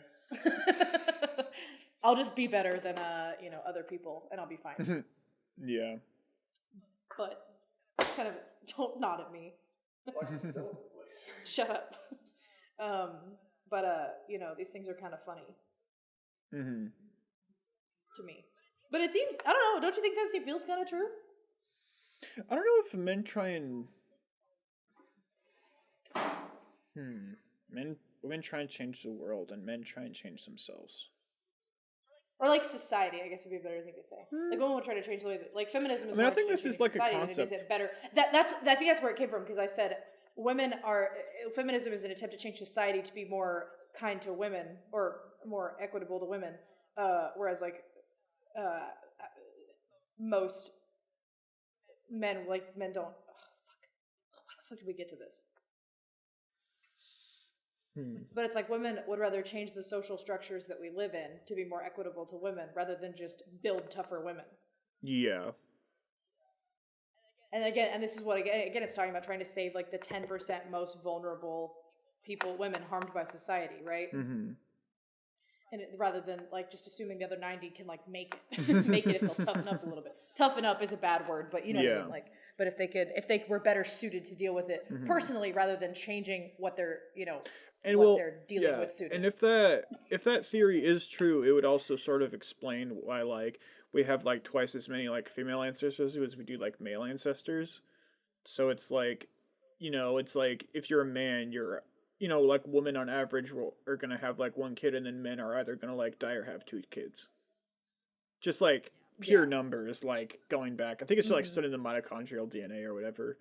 But it's like, so have men just being like, well, you fucking adapt and, you do good at this environment and you succeed. whatever that environment happens to be, and then women being like, more, well, I'm gonna try and make this like fair for everybody. It's like if you sort of segregate the genders in terms of their own I guess intrasexual competition, that makes sense. Yeah. Oh. It is interesting though, because like you think about, do you know that most white men can trace their lineage back to 3 men in the Bronze Age? Really? Yeah, because not just because like those men got laid so much, because I mean, I'm sure everyone they did else get had died. some, but that their children were so much better suited to survive the coming years for whatever reason. Yeah. Maybe it was like, they were resistant to fucking wheat plague or something. I don't know. Who fucking knows? It could be anything. But it's a really interesting thought, that like, and they call those founders mutations. Whatever those three guys' kids had, like, made them so much better adapted that all of their children were better adapted to survive, which I think is really fascinating. It probably is. If that is true, it's probably something. Evolution is a very fast and loose game sometimes. Yeah. Really, really and like wild. Robert Sapolsky was talking about like punctuated equilibrium evolution versus graduation evolution, and he was saying that basically the idea is that evolution for the most part doesn't actually take place on a day-to-day thing. It's just sometimes you do when you got like the environment changes really drastically and has a super big gating factor, like the plague, and then you have like a mutation, like you just sort of have an immune system that fights it off really well for whatever reason, then like you get like most of the population of whatever species is there survive. Like how cheetahs are also closely related to each other, that they can all give each other organ transplants. Because it's like, I think like... Here's something interesting I read the other day. Yeah. So this chick was talking about she was hate reading medieval literature, and I was like, why would you do that? But she said occasionally she runs across something that's really cool, and there's this little town in Europe called, it's like Eydam, I think. Idam. I guess we'll say Idam. And when the plague came, the fabric merchants in town found that they had a roll of fabric that had rat fleas in it. And they got the tailor's assistant died, and so the whole town decided to completely quarantine itself. And they lost, I think they said at the time their population was about 900. Their population today is only about 1,200. It's like changed very little in like the hundreds of years since the plague, right? And they said that the town put itself into quarantine with the intention of keeping the disease out, right? Well, what they did was they left vinegar in basins on the edge of town with money in it so that merchants could come by, take whatever they were owed, leave their stuff, right? Oh, shit. For the people. That was how they supplied themselves. And the vinegar disinfected the coins. So what they ended up doing was they lost, I think they said like 260 members of their town. So they lost almost a third of people in their town to the plague. But they saved the town over, which was much larger, completely. They never got anything. Wow. And because of like just the way the trade routes worked. And I was like, that is super interesting. But get this, still to this day, most of the people who live in Idam, the ancestors lived in Idam during the plague, and almost all of them are immune to it. Wow. Almost all of them are immune to the bubonic plague. Isn't that crazy? Just like that amount of time, these people are like incredibly, completely immune to it. And they were talking about something about the way that the people in this town's blood works, and their immunity to the plague also makes them immune to AIDS. Wow. And they said like they think from the blood of this people like that we could come up with like AIDS research that could that's really sick. Make us all immune. Yeah. Isn't that fascinating? That's super sick. Just because this one tiny town in Europe said we're locking down during the plague and put coins in vinegar basins, which you can still see, like they still have the basins. They were built of stone, so you can still walk by the town and see them, which is really cool. That's so sick. Yeah, and I just thought that was so neat, and like it's just really cool to think about this this group of 900 people during the fucking Middle Ages, like maybe being the cure for AIDS. I just think human beings are so cool. Human beings are very cool. And with that, I think this is a good place to end episode 1. Good natural stopping point. Yeah. Episode 2, we'll try and get a guest on. Probably. Yeah, and we'll get some guests in. Thank you very much for tuning in if you tuned in. And I'll clean my room. Thank you for sending in your hot takes also. Oh, yeah. Thank you for your takes. All right. Bye, everyone. All right. Bye.